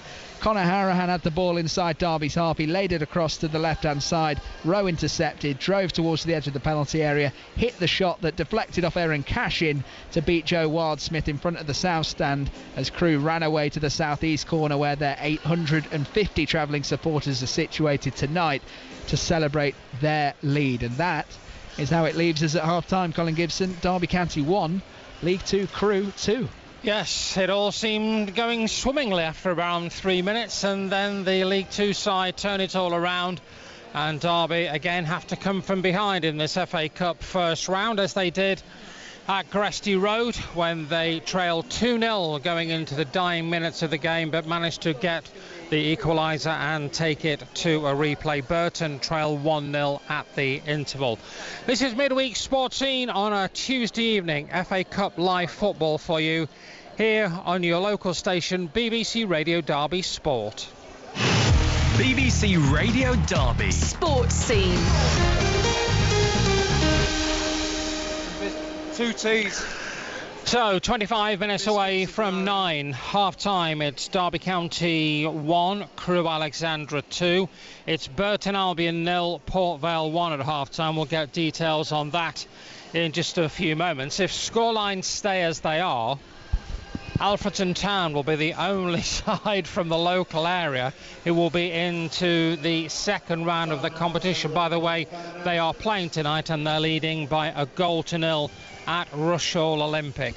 But if the first half's anything to go by, Darren Robinson, I don't think we've seen the last of this game so far. No, I agree with you. It's been end to end. Admittedly, I think Crewe have been more clinical. They've had fewer chances than Derby, which we know 2 or 3 times we've seen the ball go agonisingly wide, or just the Derby County players not able to get on the end of the far post deliveries. Whereas Crewe, for me, they've been so professional this evening. Really good defensive setup. admittedly at times, while sticking to their principles, have given Derby chances by trying to play out from the back, and that invariably led to the first goal. But my goodness, they're working so hard out of possession. The forced errors on 2 occasions, and Aaron Rowe's been in top form with 2 excellent finishes. Yeah, the goalkeepers have been fairly busy.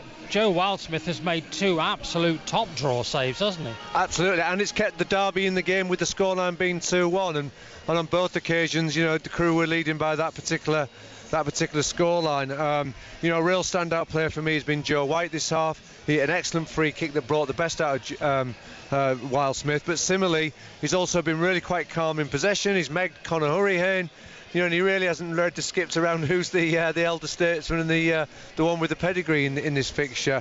Similarly, we've seen good work from the wide players for Crewe Alexandra, both in and out in possession.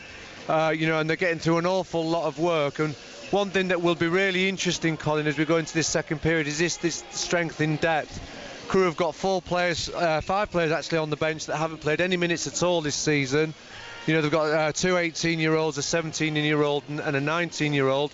So they're certainly lacking in experience, where, of course, Derby have Martin Waghorn and Joe Ward on the bench, that I'm sure if the scoreline stays the same as the game progressed, they'll both feature. Yes, the scoreline wasn't in the script. Half-time then at Pride Park Stadium. It's Derby County 1, Crewe Alexandra 2, and that after Derby got the lead as early as the 3rd minute from Tom Barkhausen. But Aaron Rowe, with 2 goals on 7 and on 21, sees the side from League 2 ahead at the interval. First half highlights to come here on BBC Radio Derby midweek sports scene. So Derby trailing, and it's the same story for Burton Albion. They're 1-0 down at home to Port Vale. Let's get news of the first 45 from Dave Fletcher.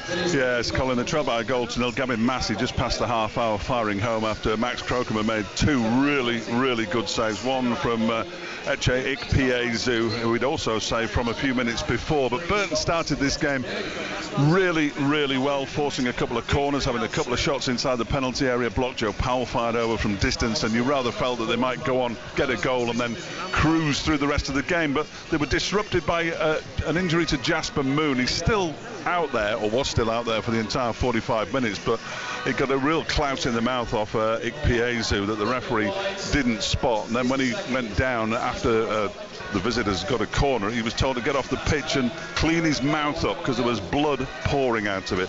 Burton finished the half strongly as well. 2 ex-Tranmere players, Jake Caprice crossing to the right-hand side for Cole Stockton with a powerful header that went probably half a yard over the crossbar. The signs are promising, but I've just seen Rakeem Harper and Mason Bennett both summoned by the coaching staff to go through some extra rigorous warm-ups, so we might see some changes in the second half. Half-time though, Burton trail by a goal to nil. So at least some promising shoots of a recovery at the end of that first 45, Dave. Oh, Colin, chalk and cheese from Saturday. You'll remember my half-time report from Saturday. It was brief and very uninspiring, as a lot of my work is. But they have been so much better this evening than they were on Saturday. They've attacked with purpose. They've got a focal point in Cole Stockton, who I think will benefit from a run of games because he's barely played. It's only his second start at home this season, and the first one ended against Leicester City with him picking up an injury. So I'm not entirely sure Berrili Labala's 100% comfortable playing out wide on the left or the right. He much prefers to be down the middle. But with Quadwell Barr still injured, it's a sort of needs-must basis. I think that Kieran Gilligan, who's got forward a lot, may be one of the players to make way if Rakeem Harper does indeed come on in the second half. But yeah, so much better than it was on Saturday.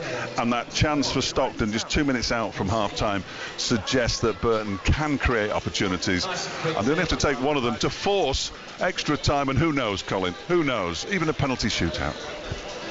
I bet you can't wait for another half an hour, Dave. Yes, no, I'm not 100%. The laugh says convinced. It all. OK, half-time then at the Pirelli Stadium. Burton trail to Port Vale by a goal to nil, and Derby trailing to Crewe Alexandra by 2 goals to 1. It's midweek sports scene on BBC Radio Derby. Other scores from the FA Cup tonight. They're into the second half at Horsham.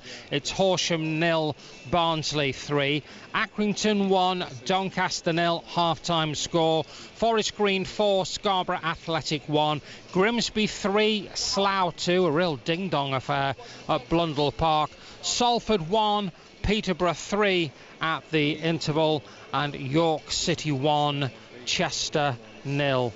All FA Cup first round replays. 19 minutes away from 9 o'clock on BBC Radio Derby Sport. Let's recap the first 45, starting with 3 goals so far at Pride Park Stadium. Andy Twigg at breakfast. BBC Radio Derby. Morning to Mercaston. Morning, Twiggy. Morning to Netherhage. Morning, Twiggy. You've done it, haven't you? You've cracked it. For every street we've run down, every cul-de-sac, we've took a photo of the street sign. Morning. Morning, Twiggy. Sonny, can I tell you something? I've got somebody off the telly in the studio. No. Yeah, I have. Do people come up to you and say, you're off the telly? Yeah. Would you like to do radio as well? What about this job? No. Morning. Morning, Twiggy. Good morning, Twiggy. Andy Twigg at breakfast. Weekdays from 6. BBC Radio Derby.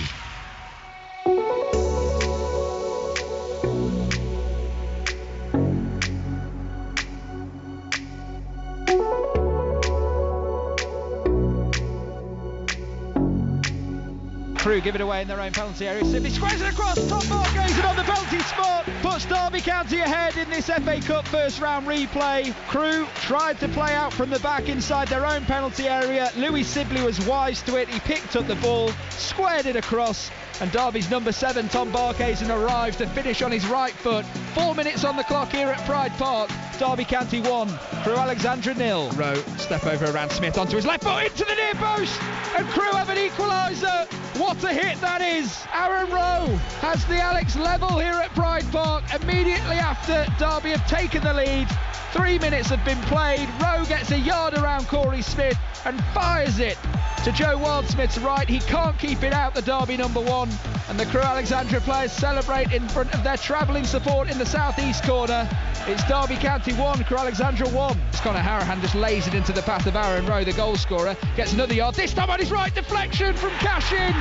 It goes past Joe Wildsmith as he lunges the other way, and that man has done it again. Aaron Rowe celebrates on his knees in front of the Alex fans. They can't believe what they're seeing tonight. In the 21st minute, it's Derby County 1, Crewe Alexandra 2. Adebisi, first time pass infield as they come forward through Charlie Finney. Louis Sibley getting across to put pressure on, delivery into the box. Baker Richardson rises, what a save from Joe Wildsmith. Down to his left-hand side, he had to react quickly as Courtney Baker Richardson leaped beyond the Derby defence to meet the header. Down into the bottom corner it went, and Joe Wildsmith denied Crewe Alexandra a third here in the FA Cup first round. It's still Derby 1, Crewe 2. Bird furthers it on to Barkhazen, touch with the sole of his feet as he delivers across into the back post. Collins on the lunging effort at the back post. It goes out of play for a goal kick. He was desperate to get Summit on there. He lunged with his right boot and couldn't get onto it in front of the North stand. It's a goal kick to Crewe.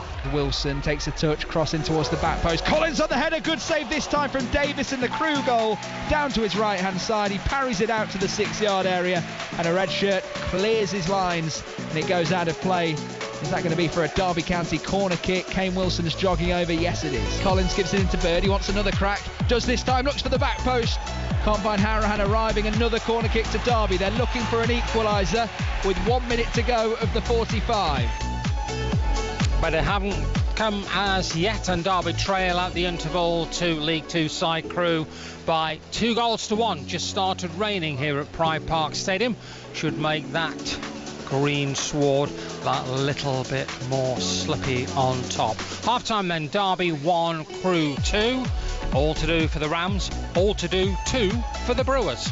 Helm twisting and turning, trying to face the penalty area, manages to do so, crosses the ball in, bounce goes a long way, half cleared as far as Kieran Gilligan. There's a chance for Joe Powell to shoot from distance. He got hold of it reasonably well, but the direction wasn't quite right, and it goes wide of the right-hand post as we look, and it remains 0-0. Conlon will clip it in with his left foot towards the edge of the 6-yard box, headed away there by Helm. Shot comes in from distance, great save, and Ikpeazu has put it behind. for a goal kick right away across the face of goal and wide, and how on earth has he missed that one? Ikpeazu had to score. It was a decent save from Crocombe in the first place. It remains 0-0. Chislett and now forward to Ikpeazu, who's running into the penalty on the left-hand side, does a step over and goes for goal. Ball is beaten away by Max Crocombe. Comes out to Sangu, shoots, good save down to his left, another shot, and this time it's in. And Port Vale have the lead. Gavin Massey has fired home from 10 yards out after two really good saves from Max Crocombe. We've played just half an hour here, and it's Burton 0, Port Vale 1. Caprice goes on a little run down the right-hand side, crosses it in. Header comes in from Cole Stockton over the bar. That's as close as Burton Albion have come, apart from those blocked efforts. Really powerful header, but it was probably a yard over.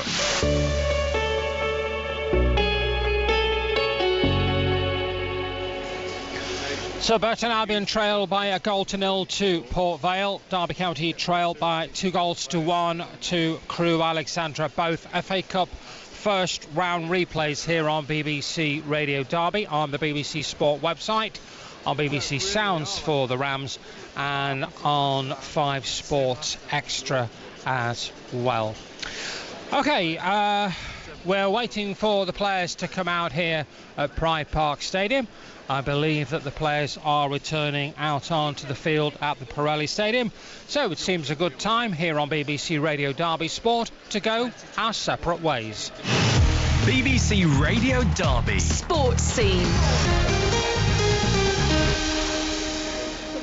So good evening from Colin Gibson. Derby 1, Crewe 2.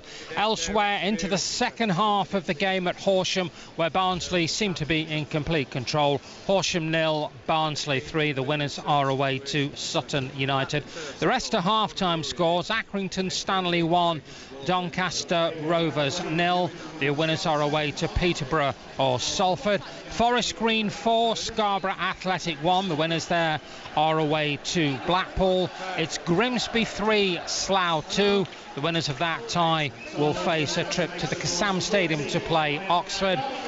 Salford are 3-1 down at home to Peterborough at half-time, and York City lead Chester FC by 1-0. The winners there are home to Wigan. Of course, York of the National League against Chester of National League North. Both sets of players are back out onto the field, looking to the near side touchline. Doesn't appear as if there's going to be a change for either side. The fourth official isn't poised with his substitution board, so it's as you were. And the turnaround required for the home side. Half-time then, here on BBC Radio Derby Sport, on BBC Sounds, BBC Sport website, and BBC 5 Sports Extra. Crewe of League 2 lead Derby County of League 1 by 2-1 in this FA Cup first round replay. Second half commentary from Darren Robinson and Dom Diedrich. Thank you very much, Colin. Yes, as you were, Joe Wildsmith in goals, Kane Wilson, Nelson, Cashin and Forsyth the back four. Bird, Harahan and Smith in midfield. Barkhazen and Sibley out wide. Collins up top. That's how the Rams line up as Max Bird stands over the ball in the centre circle, ready to take the kick-off. Derby going from left to right in this second half of action here at Pride Park. Crewe Alexandra in their red tops, white shorts and red socks, looking to defend their lead. I'll run you through their lineup in just a moment as Curtis Nelson lays the ball down the line to James Collins, looking to hold it up, smothered by red shirts as Crewe come away with it. Baker Richardson into Adebisi, tackled by Nelson as he looked to recover. He charged back for the ball he had lost. So Crewe line up as follows: Davis in goals, Offord, Dimitru and Billington, the three centre halves, Cooney and Adebisi, the two wing backs, White, Finney and Colquitt in midfield, with Rowe and Baker Richardson up top. Wilson on the ball for Derby on the right hand side. The Rams shooting towards the south stand. He checks back, leaves Adebisi on the ground, comes into the penalty area, outside the foot cross, headed away, only as far as Harahan on his left boot. Deflection from Sibley, who tried to flick it goalwards, and it goes out of play for a goal kick to the visitors. Darren Robinson. Well, as we start the second period, Dom, I think we're almost in a repeat scenario from the initial game where Crewe had their noses in front and had played so well in the first period. The challenge is, have they got the legs and the energy to sustain that degree of work rate that's required? And when they played Derby at Cresty Road, they didn't, and Derby were able to pull 2 goals back. This time, as we start the second half, Dom, Crewe actually looked like they start with a back 5. So they started the first half 3-4-3. They seem to almost to attempt to hang on to what they've got, which will, of course, give Derby the impetus and momentum which we've seen with the opening stages all in this half. Well, Davis forced to clear one straight out of touch into the east stand as Derby get on the ball again through the throw-in now. Craig Forsyth drops it in, 1-2 with Harahan, back to Cashin in their own half. Derby on the right hand side, Curtis Nelson, one of the ever-present players in the league.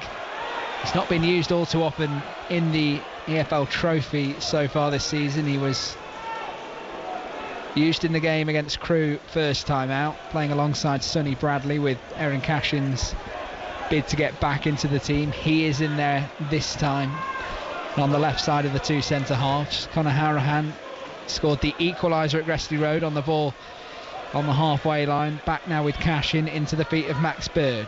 Gets it, turns, has Curtis Nelson on the overlap on the right hand side.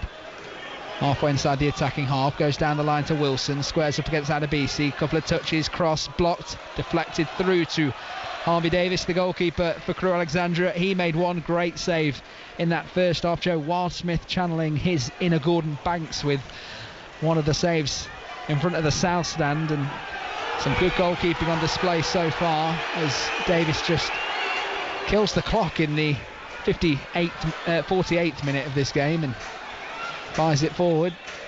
Crewe pick up the second ball despite Cashin winning the first contact. Now Sibley drops it back into Smith. He goes backwards to Cashin.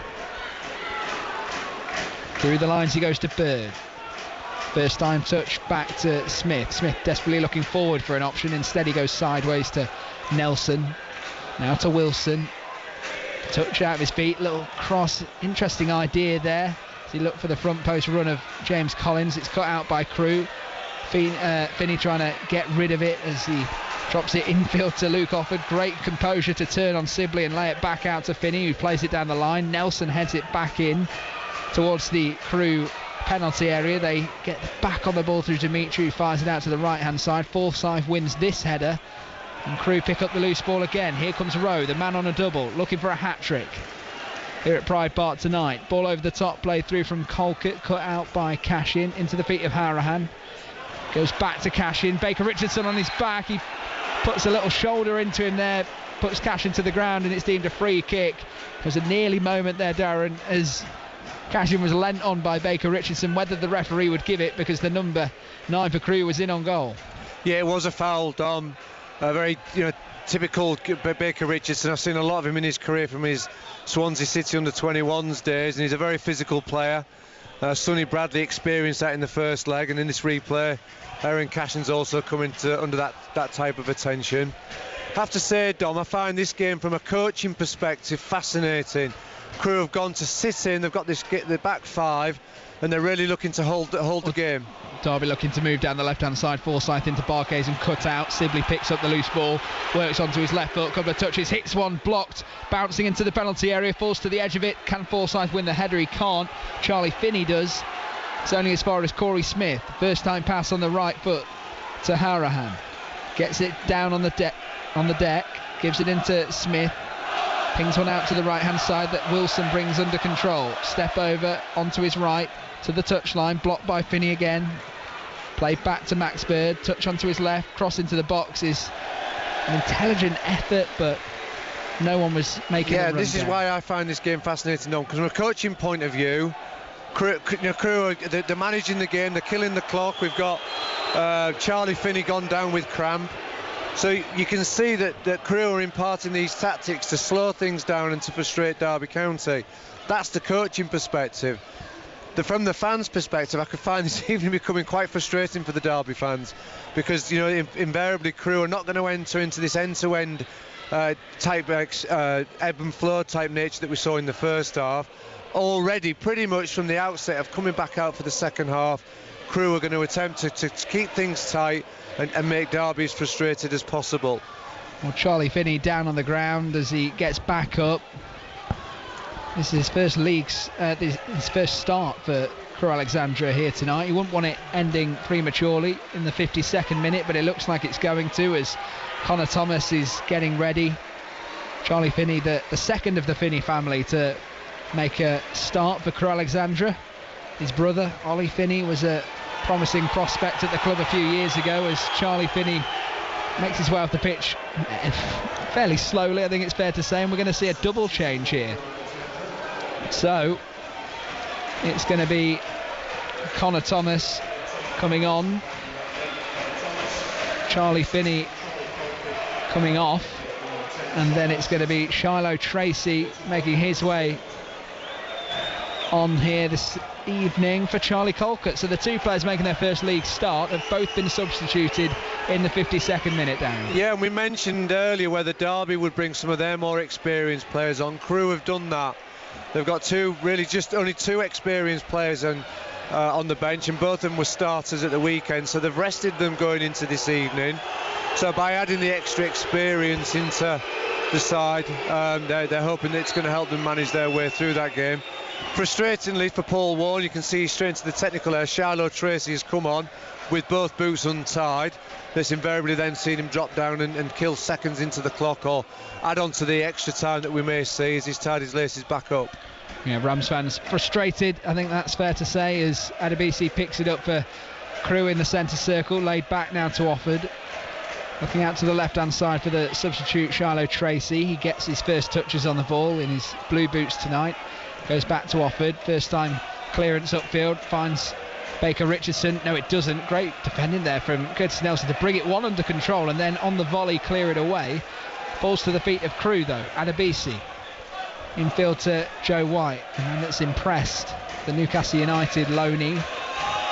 Ball goes forward now. Crunching tackle from Corey Smith onto the captain Luke Offord, and it's deemed a Crewe ball. Corey Smith screaming at the official on the near side, Liam Corbett, but that's not going to change his mind. Adebisi with the throw-in, just a yard or two inside the Crewe attacking half. Up to Shiloh Tracy it goes, cut out by Cashin, cleared away.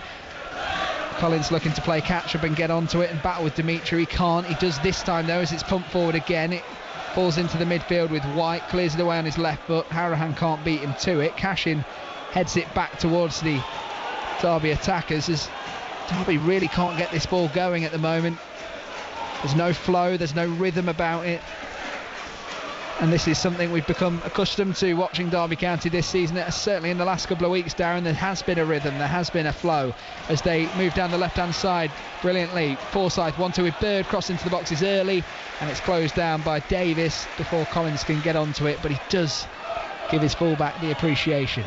No, the last three games for Derby have been at home have been a real turnaround in their home form, scoring 11 goals.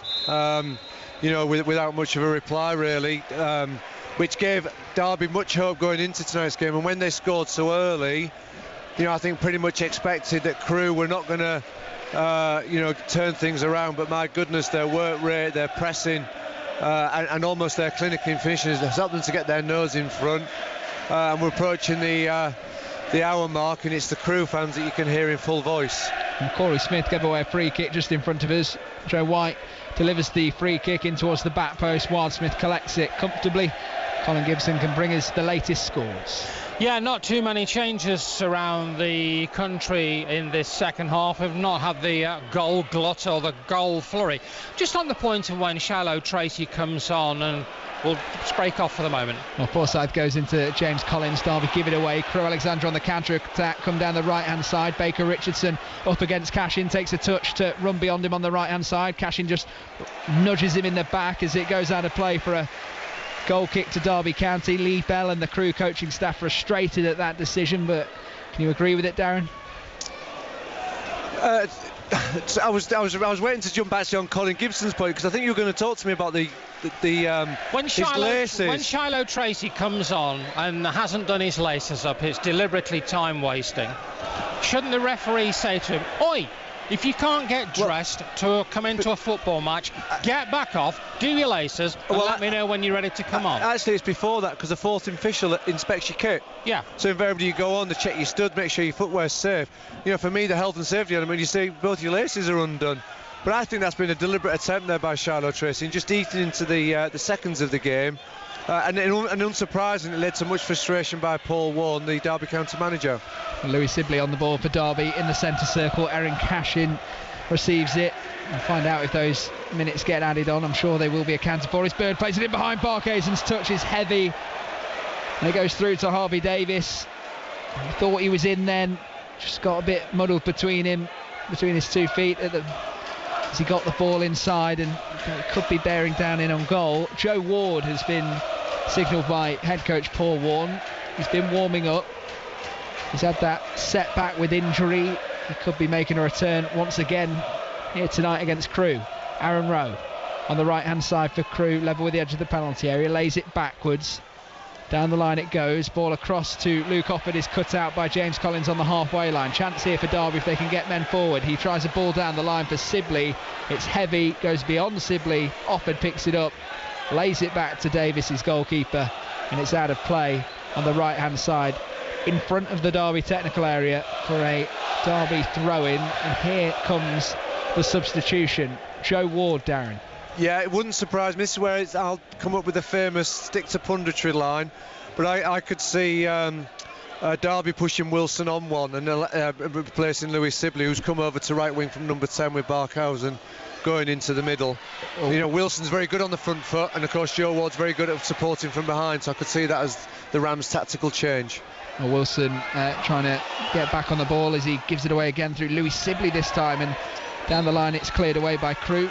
Not in play, out of play, and Derby have a throw in now as we await the substitution. It is going to be Louis Sibley.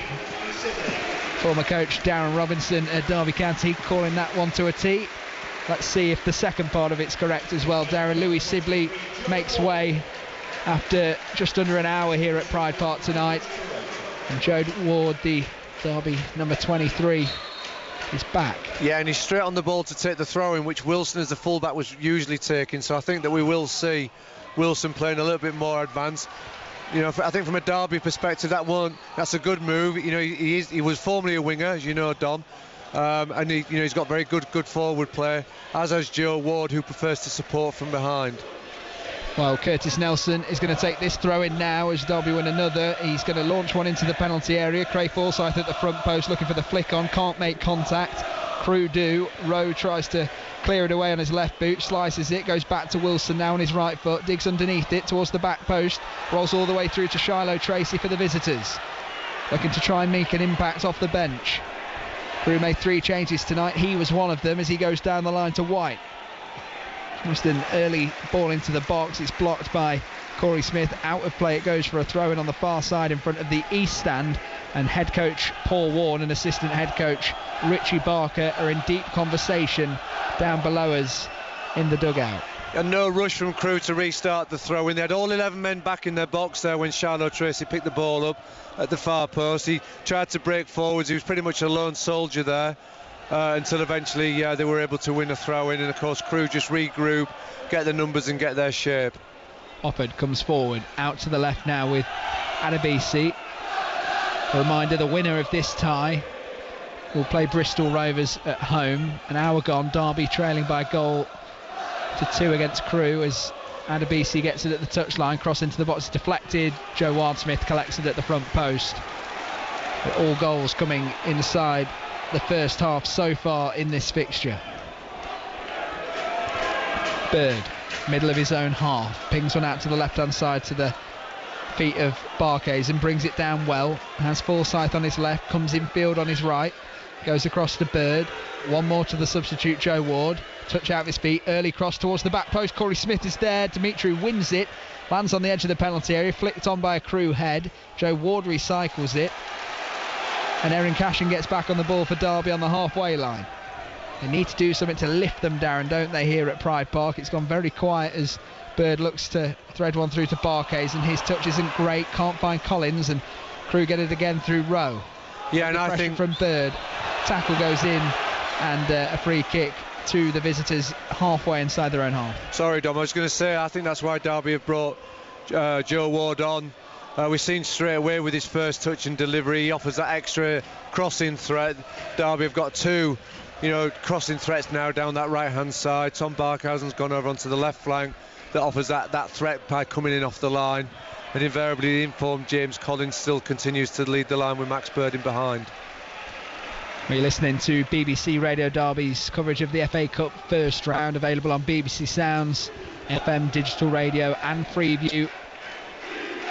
We're also on 5 Sports Extra tonight as well. Good evening if you're listening. Over on the right hand side, Crewe Alexandra have a throw in. Just about stair 35 in the East Stand as it's dropped short into Billington. Goes back to the throw and taker, offloaded to Shiloh Tracy. Back infield now to White.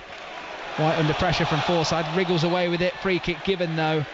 Or has it gone out of play on the near side, on the far side, sorry. No, free kick. Craig Forsyth quickly restarts for Derby, Darren.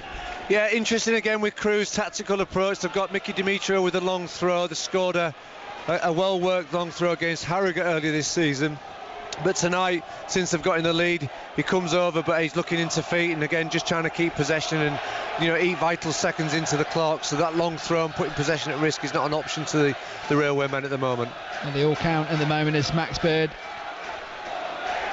is it patrolling in Derby's attacking half. The ball over to the left hand side is cut out by Cooney. He goes down the line to Tracy. Tracy has Cashin to beat. He takes a heavy touch. Can he beat him for pace? He's looking like he's bearing down the penalty area. He had hands on the back of Cashin, and a free kick goes Derby's way, and the Derby centre half rushes to take it and gets it going again through Max Bird. Richie Barker, the assistant head coach, turns around and looks towards the bench and goes to his notepad. That normally means something is afoot. Paul Warne makes his way out of the technical area now as Derby switch it over to the left back position. Aaron Cashin has got a task on his hands to keep it in. He does. And Martin Waghorn is getting ready. Go on, Darren, see if you can go 2 for 2. Oh yeah, probably Tom Barkhausen I'd suggest. Maybe Martin Waghorn to come in off down that left hand side. I'd be surprised if he brings James Collins off simply because of the rich form that he's been in. We've often seen Paul Warne change the strikers or James Collins dropping into number 10, but I wouldn't be surprised if Martin starts coming off that line on the left hand flank. Arahan goes out to that left hand side now with Bird. Forsyth advancing from that full-back position, takes a touch to try and go around Cooney. Delivery into the box is blocked and it lands at the feet of Harvey Davis, the exact place Lee Bell, the Crewe Alexandra head coach, would want it, and he will be very content at the moment. The financial incentive is something to look at as well in this fixture for both clubs. It'll mean a lot to Crewe Alexandra in League 2 as they are going for promotion, 4th in the table as it stands, as they switch the ball over to the right hand side. £40,000 up for grabs to the winner of this tie. Infield it goes now to Billington, goes back out to the right hand side with Tracy. Ball across the front post, cut out by Cashin before it can find Baker Richardson. Crewe Alexandra corner kick. It's always said, Darren, don't make a substitute on a corner. Will they wait here as Martin Waghorn is poised? You've killed Milan. It's exactly right, Dom. Yeah, good insight there. Often you'll see head coaches waiting because the players on the pitch have got clear defensive roles. What is also important is that Martin's defensive responsibilities instructed, but usually coaches like to wait while the ball's a little bit further up the pitch, and that defensive responsibilities have been seen through. Corner kick from the far side is taken, and the header goes in. Mickey Demetrio rises highest at the front post, heads home, and there is now a 2-goal deficit in the FA Cup first round. The Crewe Alexandra fans are apoplectic on that far side, and the players go and celebrate in front of the East Stand. A set piece goes against Derby County, and the League 2 side are enjoying life at Pride Park tonight. After 65 minutes, it's Derby County 1, Crewe Alexandra 3. Well, we've spoken there, about Derby's, not making defensive changes with a substitute imminent. It's just increased the task and the roles and the responsibility for Martin Waghorn now. As actually, I got it wrong, Corey Smith's been replaced. That could, of course, changed as Crewe scored, but sloppy defending there, Don. Demetrio at 33, probably the tallest player that they've got in that back line, so Derby would be well aware of his height and his presence. and he was able just to pretty much head free, unmarked to that near post. That gives the visitors a 2-goal buffer. And the Rams have got 25 minutes to turn it around. It's not unsurmountable, Dom. We've seen this in the first game at Crewe, but they're certainly going to have to be much more clinical with their passing and their forward play. Lee Bell and his coaching staff straight out to the edge of the technical area to give instructions going forward as they look to protect a 2-goal deficit. Kane Wilson on the left-hand side now, drops it back into Forsyth. Hourahan, Derby with a lot of work to do if they want to stay in the FA Cup. Max Bird on his left, gives it back out to Hourahan. They're just going sideways as it stands. Into the feet of Bird again from Hourahan. Forsyth on his left foot, plays it into the penalty area. It's cut out by Billington. Back out to Hourahan. Now with Nelson. Ward on his right foot, looks to cross it into the box, beats Adebisi, good ball into the area, it's headed away at the back post, a crucial defensive header from Lewis Billington, but that's got to be a black and white shirt arriving, Darren. Yeah, it has. Great play by Joe Ward. He doesn't need much time and space, one touch and deliver. Admitted he's been out the side for some time, so maybe that fluency and that coherence and understanding has dropped somewhat, but a real teasing ball there by Joe, and he's run over. Obviously they trust his set plays with him taking his short corner. Hourahan gets the short corner, delivers it into the box. Cashin makes first contact. The goal scorer Dimitru though beats him to it this time, and it goes out of play. Goal kick to Crewe. Derby players not happy with that decision, but they have to get back in position as Crewe and their fans on the far southeast corner are enjoying it. No, for me it was a corner, but I don't think the initial corner was to plan. Derby had a little 2v1 opening that Joe Ward saw and quickly linked up with Conor Hurricane that was able to get across into the box, and then when there's a ball flashed back across the goal, for me it was a Derby corner. They've got possession back though now, Dom, and of course this is the key stages of the game now where they need to quickly try and get a goal back in if they're going to have a chance of turning this game around. Ward on the right hand side gives it to Barkhuizen. Barkhuizen stood up by Offord. He offloads and gives it to Max Bird in the centre of the attacking half. Over to Hourahan, little touch to Collins, first time pass to Wilson, doesn't meet him, and Shiloh Tracy gets enough on it to force it out of play on the far right hand side. And the throw-in's taken quickly. Aaron Cashin goes back down the line to Wilson on his weaker left foot this time. Underneath it towards the back post. Ward wins the contact, can't get a good contact on it though, as Hourahan goes chasing after Connor Thomas on the near side. His pass up the line is cut out by Curtis Nelson for Derby. Charging forward, he plays it out to the right on his left foot. Barkhuizen crosses this time towards the back post. Nelson offloads it to Forsyth, hits it first time, slices the ball, gets right underneath it. It's into the south stand, never threatening the goal, and maybe the confidence of his second league goal on Saturday just got into his head as he creeped up to take that, Darren. Yeah, the jeers came from the Crewe fans. I think the Derby fans were a little bit more forgiving simply because Fozzie does have that ability. Craig Forsyth does have the ability to score from distance at the far post, but he was leaning back as he hit that shot and it drifted well wide. Quite a few changes in the cup ties tonight. It's now Accrington Stanley 1, Doncaster 1, still Forest Green 4, Scarborough Athletic 1, Grimsby 4, Slough 2, Salford 3, Peterborough 3, and York 2, Chester 1. In the 7:30 start, Grimsby are looking set for round 2. They lead by 3-0. Burton still trail 1-0 to Port Vale. Chance of can we play you every week from the Crewe end. As Joe Ward is the recipient of a pass from Hourahan, fizzed across goal. It's a good ball. Collins can't beat Dimitru to it, and again that Crewe defence answers the questions of Derby County. It's out for a throw-in on the right hand side as the south stand want Joe Ward to take this throw-in quickly. He says calm down to Tom Barkhuizen. He wipes the ball under his shirt and he gets ready for a long throw. We've not seen this utilised all too often. He opts to go short instead, so we won't see it. Goes to Barkhuizen, gets it back. First time cross to the front post, cleared away by Baker Richardson. Just Craig Forsyth on the halfway line to collect the ball. Gives it to Barkhuizen.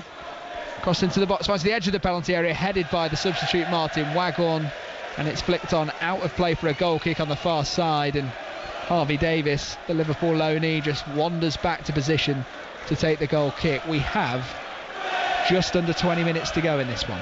Yeah, Crewe are working so hard out of possession. Derby are firmly camped in the Crewe half. On 2 occasions now we've seen that the Derby have exploited 2v1 at set plays. The Crewe are a little bit slow to organise, keeping numbers centrally, but Derby have been lacking with the quality of the cross that's allowed the Railway men to sort of maintain their shape and advantage. Nelson plays the ball to the head of James Collins. He's demanding it to feet from his centre half. Not happy out there when you look at the way he's played in the last 2 matches in all competitions, including that EFL Trophy hat-trick against Wolves under-21s. 5 goals in the space of a week.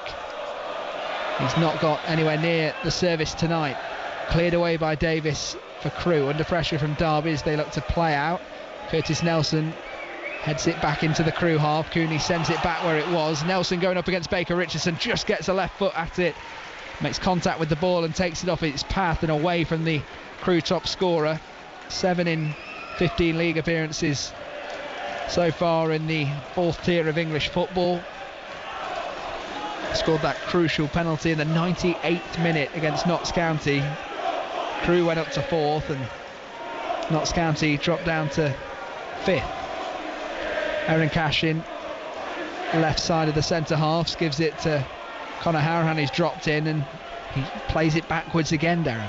Yeah, lots of passing in their own half for Derby, which suits Crewe at the minute. They've got their back 5 that are well dropped in nice and deep, so that passing without threatening suits Crewe very much so at the minute. And again, we're in this situation watching Derby County that they're working it out wide, they're putting crosses into the box, and Crewe are happy to deal with it.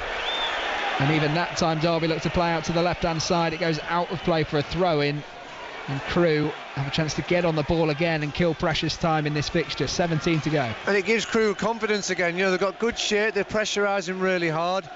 Hurricane receives it and tries to shift it out wide to Forsyth, which is slightly sloppy and a little bit of a misunderstanding that's led to the ball going out. And once again Crewe have got an opportunity just to keep the ball and try and eat into the clock, ebbing away the time remaining. Right, Wildsmith back on the ball for Derby. So they look for an answer. It goes into the feet of Waghorn. He plays it out to the left hand side of Cashin, who jogs over the halfway line. Ball in behind to Kane Wilson. Can he beat it before it goes out of play? He can. Does it go out of play for a corner kick? It does. Derby County have a chance from the set piece on the far side that Joe Ward is going to jog over and take. We've not seen Joe Ward take too many set pieces with his injury concerns this season. Tore the fat pad off his heel in August. It took him 2 months at least to get back from that. He got back from that and had another setback in training on Monday, last Monday. And he's back tonight. Delivers the in-swinger towards the front post. Harahan nearly beats Baker Richardson to it, but the Crewe number 9 heads it out of play for a throw-in on the left-hand side to Derby County. Tom Barkhazen goes jogging over. Yeah, Will really fast whip low ball into the box. One arm signal with the ball fizzing in towards that near post area. Goalkeeper Harvey Davis was quick to respond with hurricaning around that area, but a challenging ball into the box. Long throw in comes in from Joe Ward, headed out of play for a corner kick again to Derby County as they continue to pile on the pressure. But we spoke about this at Gresty Road. It might not be a case of piling on the pressure from Derby, it's just the fact that Crewe are sat there accepting that pressure because they've got answers at the moment. Joe Ward in swinger again towards the near post. Cashin goes up, punch from Davis. It's a good punch, and Crewe try and flick it out of play or out of the penalty area. It's still kept alive by Cashin. He wins the ball back on the slide, goes diving in again. Free kick given away in the Crewe penalty area on Connor Thomas, who goes to ground, and that just relieves some pressure for the visitors. Yeah, Aaron Cashin in the thick of it again. A real teasing ball in again by Joe Ward in towards that near post area. Harvey Davis quick to respond, just punching above Cashin's head there. But it didn't really clear his lines. It allowed Derby to re-exonerate the second phase of pressure, but unfortunately Aaron Cashin again in his typical over-enthusiastic, bombastic style has led to a free kick, and again Crewe were able to clear the lines. Some of the academy graduates going through their warm-ups and going back to take their seats as Derby collect the ball with Joe Wildsmith. Dejon Brown below us just puts his coat on. You just wonder whether they could provide some enthusiasm here as Crewe win it back. Baker Richardson lines one up. Joe Wildsmith gets down to his left-hand side, keeps hold of the ball. And Derby are living life on the edge at the moment. 3-1 down in a cup tie. And it was nearly 4 there. Yeah, indeed, a good strike by Baker Richardson from 25 yards to Wildsmith's left, which he competently served. It's interesting your observation about both sets of substitutes now. Wins the header, it lands at the feet of White. He looks to line up a shot on his left foot, pushing the back from Harahan, who's left floundering, and it's going to be a free kick to the visitors on the edge of the penalty area. Conor Harahan caught out again, Darren. Yeah, whilst we've got this breather, Dom, both sides now have only really got their younger lads on the bench. You know, both sets really of academy players, so I'm not so sure we'll see any tactical changes. It's whether either manager feels that he needs fresh legs onto the field of play. I could certainly see that be the case with Crewe, with the amount of work that they're having to get through at this moment in time. And again, we've just seen through because of that work rate, good pressure. They've now got 3 men around the edge on the ball around the edge of the box, and a threatening position, which I'm sure Aaron Rowe will have his eyes on the prize and trying to get his hat-trick. He is looking for his third here this evening at Pride Park. Joe White, the left-footed option, Aaron Rowe, the right-footed option. It is going to be Rowe. He hits it directly at the wall, and it comes out to the left-hand side. Lee Bell very frustrated with that effort from his number 21, and Crewe will work back all the way to their goalkeeper Davis, who just takes a couple of steps outside his penalty area on his right foot, just lays it off to Cooney. Cooney back into Dimitru, left-footed switch of play, diagonal pass looking for the run of Tracy on the far side, cut out by the chest of Cashin, and lands back at Wildsmith.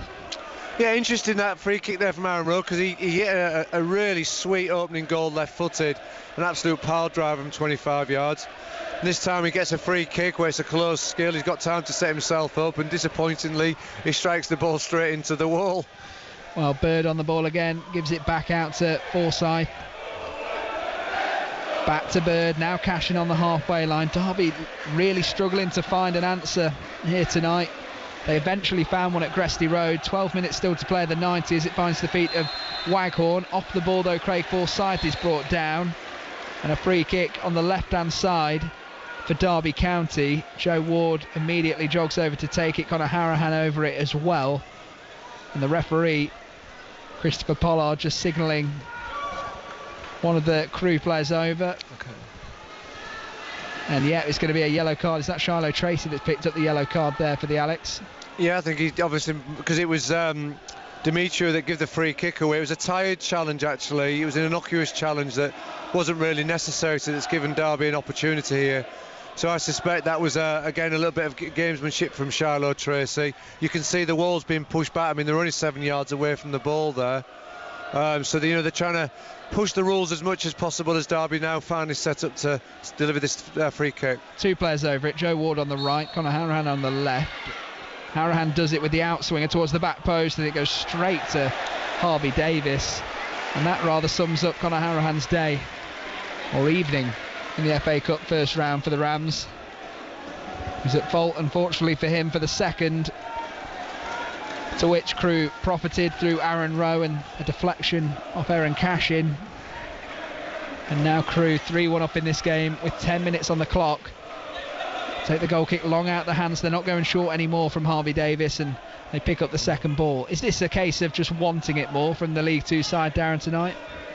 You could argue that, certainly in terms of work rate and spirit. They've been, very encouraging of Crewe in the way that they've worked out of possession. So Collins has done really well to release Kane Wilson on the right hand side. He drives forward towards the edge of the penalty area, now to the touchline, drills one across, deflected by White, out of play it goes, corner kick. Conor Harahan in swinger on this right hand side in front of the south stand.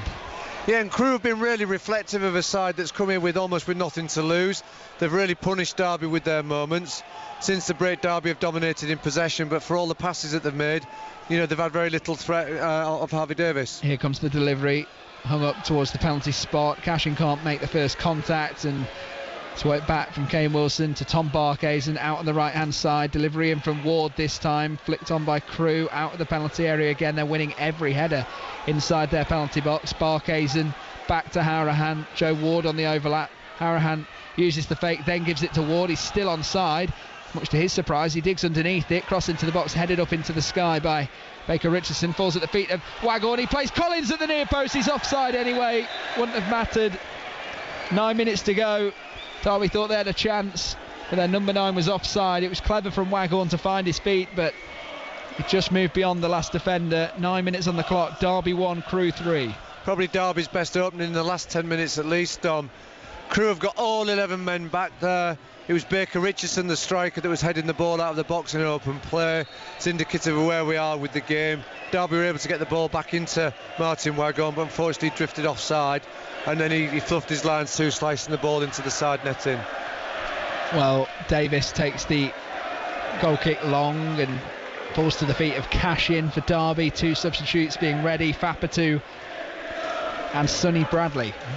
As the ball's played forward to Barkhuizen, cut out by Billington. He goes forward through to Shiloh Tracy in the centre circle, offloads it out to the right hand side. A man that's found some form with Crewe Alexandra. He's struggled after being a very highly rated youngster at Tottenham Hotspur. Made the move to Macclesfield, then Cambridge, where it started to work out for him, and now he's here at Crewe under Lee Bell. Crewe on the ball in the centre circle, back to that man again, Tracy, out to the left hand side, Adebisi. Infield it comes. Offord plays it forward to White, intercepted by Cashin. Bird tries to help it on. Kane Wilson can't beat Offord to it, as Shiloh Tracy could be in here at the near post on his right foot, saved by the feet of Joe Wildsmith. Almost kicked away towards the left hand side for Derby. Barkhuizen can't get onto it. Here comes Rowe in onto his left foot, hits one again. It's high over the crossbar of Joe Wildsmith's goal and out behind for a Derby goal kick, and the substitutes are getting ready. What a chance that was for Shiloh Tracy. He'll look back on the video and he'll be disappointed with that finish. Good build-up play, patient by Crewe, just keeping the ball, moving the ball around the pitch.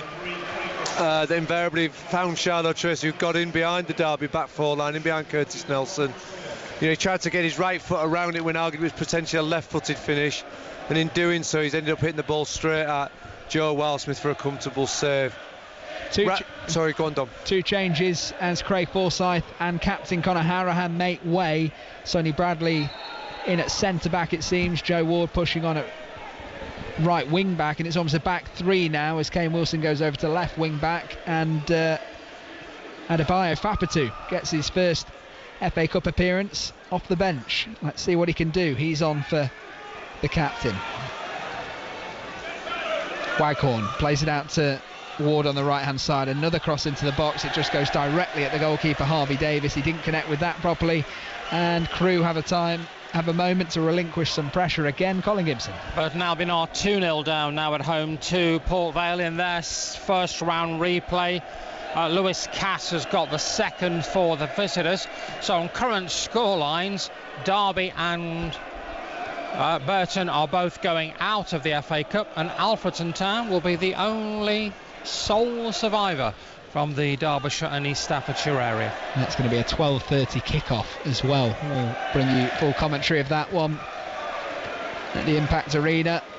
They've done so well to get that far, and they're playing Walsall now, a League 2 side, and it'll be quite the atmosphere, you'd think, especially if Derby go out here. There's going to be extra football fans wanting to see a game that weekend, as Cashin looks to put the challenge in on Rowe, looks to make contact. Rowe goes down and nothing given. Then Wilson gets on the left hand side. Rowe almost leaves the leg on him. He goes down, nothing given. Throw in. Consistency, I guess, Darren?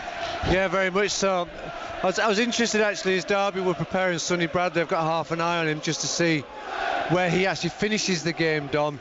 I wonder whether Derby will go to a back 3 is what they've done, but because he's the tallest player on the pitch, you could see him becoming a centre half come centre forward as we hit those dying moments, and the Rams go into that more frantic getting the ball forward early stage of the game. Fapatu looking to put the pressure on Connor Thomas. He just lays it out to the left hand side with Adebisi, and you can hear the Crewe fans only in Pride Park tonight. 850 of them have made the trip, and they're getting their money's worth, to say the least. 4.5 minutes on the clock. Derby searching for 2 goals back yet again against Crewe Alexandra, going into the dying moments as Cashin gives it to Wilson. Wilson now on the left-hand side comes infield onto his right foot in the centre circle with Nelson. Nelson works it out to Ward. Level with the edge of the penalty area on the right-hand side. Step over, cross onto Davis once more. And the Crewe goalkeeper just lies on the ground and gets the appreciation from his captain Luke Offord, and he takes his time bouncing the ball towards the edge of the penalty area. And another moment to kill the clock. Yeah, and what's really helped Crewe is that Demetrio head at the near post from the corner, because it's just given them that buffer with the 2-goal lead, which obviously makes the Rams' task even harder, as we've got less than 4 minutes of normal time plus stoppage. So they've got to really go for it now, Derby. They've been purposeful with their possession, but they're going to have to become much more direct now as the minutes are eating away. Fapatu gives it to Bird. Bird plays the pass in behind to Kane Wilson. Kane Wilson can't beat Cooney to it, and it goes out of play for a throw-in. They take it again.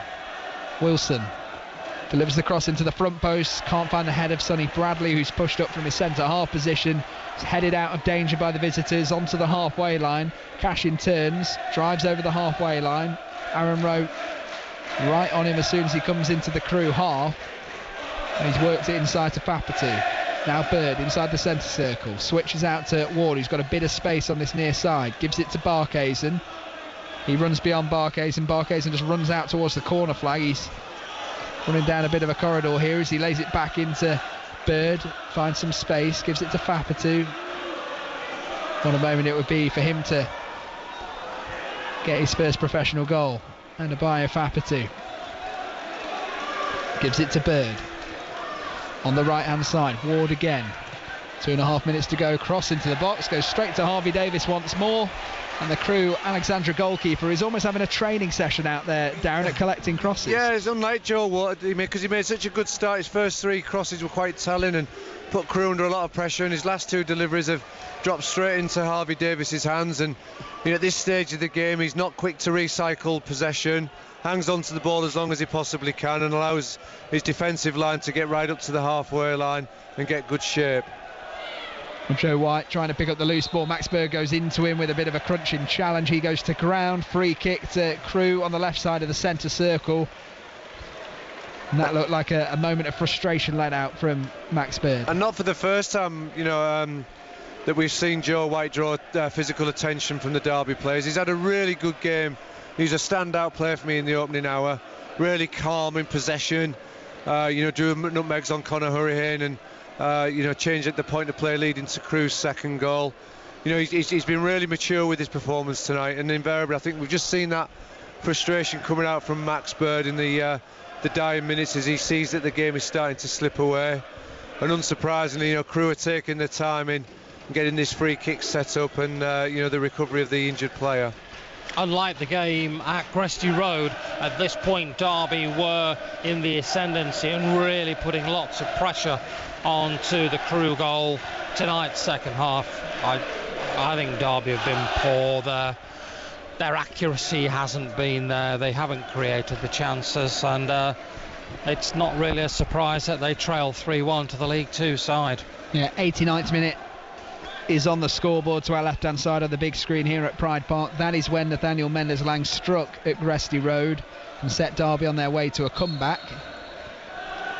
It would take something pretty drastic here tonight to change things, but as I mentioned in that first meeting, there is something called typical Crewe in that part of the world.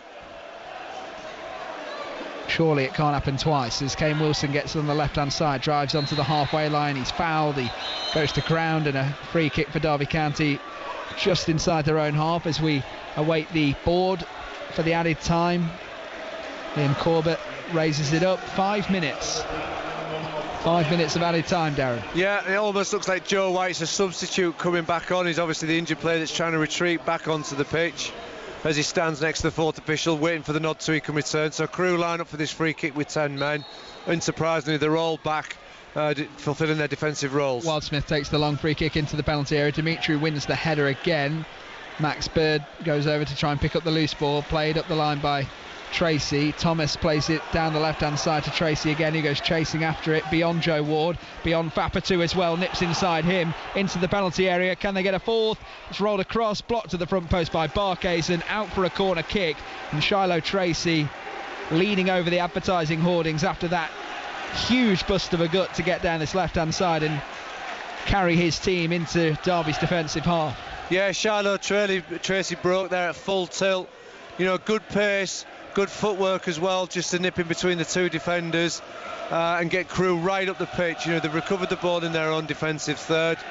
Invariably, he's been able to win his side at a corner, which again, you know, gives Crewe good field position, and those vital seconds continue to be eaten away. Right. They take the corner kick short down at the left-hand side. Tracy goes short into Baker Richardson, can't hold it up, and Derby come away down the right-hand side with Waghorn looking to provide some impact off the bench. Struggled to get into the game. He goes inside two players. It falls straight to Dimitri, who just fires it out of play towards the dugout here at Pride Park. Barkhuizen gets Derby going again. Into the centre circle it goes with Bradley. Out to Cashin. Bradley just follows on and jogs towards the penalty area. You can see the intent coming here as they throw the big men up. Fapatu goes towards the right hand side with Bird, helped onto Barkhuizen, back to Bird. Fapatu's inside if he wants him. He goes long towards the back post to Bradley, wins the header, knocks it across the face of goal, and a free kick is given away for climbing there. Aaron Cashin at the back post. Sonny Bradley won the header, but I think it was Cashin involved in the pushing and shoving that resulted in a free kick inside Crewe's own penalty area. And again, the clock continues to tick down. 2 minutes 20 played as the 5 added on. Yeah, desperate times and desperate measures really. Derby threw Sonny Bradley into the box. Both him and Cashin are tussling for the ball, just trying to get anything in, you know, on the end of that ball into the box, which unfortunately for Derby have led to a free kick. And again, Crewe are able to clear the lines. And they do this time through the goalkeeper Harvey Davis, flicked on towards Baker Richardson, and Nelson goes to battle with him, wins the header, nods it on to Erin Cashin. Cashin just puts it out of play, and it's going to be a Crewe Alexandra throw in, and this looks like the game is sealed up. 2 minutes left. Derby County 1, Crewe Alexandra 3. The Crewe fans on their feet. They're going to have a good journey home, and they will face Bristol Rovers in the FA Cup second round, and they take home the £40,000 prize money, which could make a big difference at that level of football. Yeah, last throw of the hat for Derby, throwing all the big men up into the final third. Derby, of course, scored off a Joe Wildsmith free kick as he throws this ball long forwards into the box. And it's met again by a red shirt. There was Billington, heads it out to the left-hand side with Wilson. Can't keep it in play, and again Derby bereft of ideas against the side that drop deep into their own penalty area. As Adebayo Fapatu runs over to try and just give the ball to one of the Crewe players. Cooney jogging over slowly to get play restarted. Fapatu making sure he's got it in his hands. Yeah, I think you got it there, Don. Crewe was showing no willingness to get this ball back into play, so in the end Fapatu's had to get the ball and almost spoon serve it back to the Crewe players, and away we go. Well, Crewe could get a fourth here as they come down the right hand side with Rowe. Squared up with Bird. He's got Thomas as an option if he wants to use him. He doesn't. He tries to take it towards the corner flag. Bird goes in there with him, almost wrestles to the ground, and it's a free kick to Derby County. Quickly taken to Cashin. The diagonal pass is cut out by Tracy. He was looking for one of Joe Ward or Sonny Bradley. It wasn't clear as Tracy comes down the left hand side. Little step over, back to goal, lays it back to Adebisi. Into the feet of Thomas. One more, it goes to White. Looks to turn inside Nelson. Nelson isn't having any of it, wins the tackle, and it goes all the way forward to Billington on the halfway line. Into the feet of Thomas. First time pass back into Billington. On his right foot, switches it out to the right hand side. Rowe has no one on him as the full-time whistle is blown by the referee Christopher Pollard. Boos ring out around Pride Park as they exit the FA Cup at the first round stage. The Crewe fans are delighted. They're on their feet. They have progressed into the second round of the competition and will play Bristol Rovers at home. But Derby County have been beaten by League Two opposition here at Pride Park after taking the lead in the 3rd minute of this game through Tom Barkhazen. They immediately hit back in the 7th, Crewe, through Rowe, who fired from the edge of the penalty area to beat Joe Wildsmith on his right-hand side. In the 21st minute, Crewe went ahead. That man Rowe again profiting from a Conor Harahan mistake. He fired his shot, it hit Erin Cashin, beat Joe Wildsmith and went into the back of the net. But that's not all it could have been. Some big saves from Joe Wildsmith to keep the score as it was, as Paul Ward and Sonny Bradley clap. The minority of fans still left in the south stand. They didn't get a great reception. And then the final blow came from the set piece. The corner kick was delivered into the front post over on the far side. Dimitro rose highest and nodded home to put the Alex 3-1 up. And that's how it's ended here at Pride Park. Derby County 1, Crewe Alexandra 3. Really poor stuff from Derby, particularly in that second half, beaten 3-1 by League 2 Crewe Alexandra. Burton Albion have also gone out of the FA Cup, losing 2-0 at home to Port Vale. And let me correct what I said earlier on. Of course, Chesterfield are still in the competition. They are not in our editorial area, but they are from Derbyshire, and they are, of course, home to Leyton Orient. But the only one of our local sides that we cover on BBC Radio Derby, Alfreton Town, are the sole survivors in the FA Cup, and they have a second round tie at home to Walsall in a 12:30 kickoff on the first Saturday in December. It's BBC Radio Derby Sport. We're going to be rejoining our colleagues from Medium Wave, where Burton Albion have lost 2-0 at home to Port Vale. A real miserable night for Derby County and from Burton Albion here on BBC Radio Derby.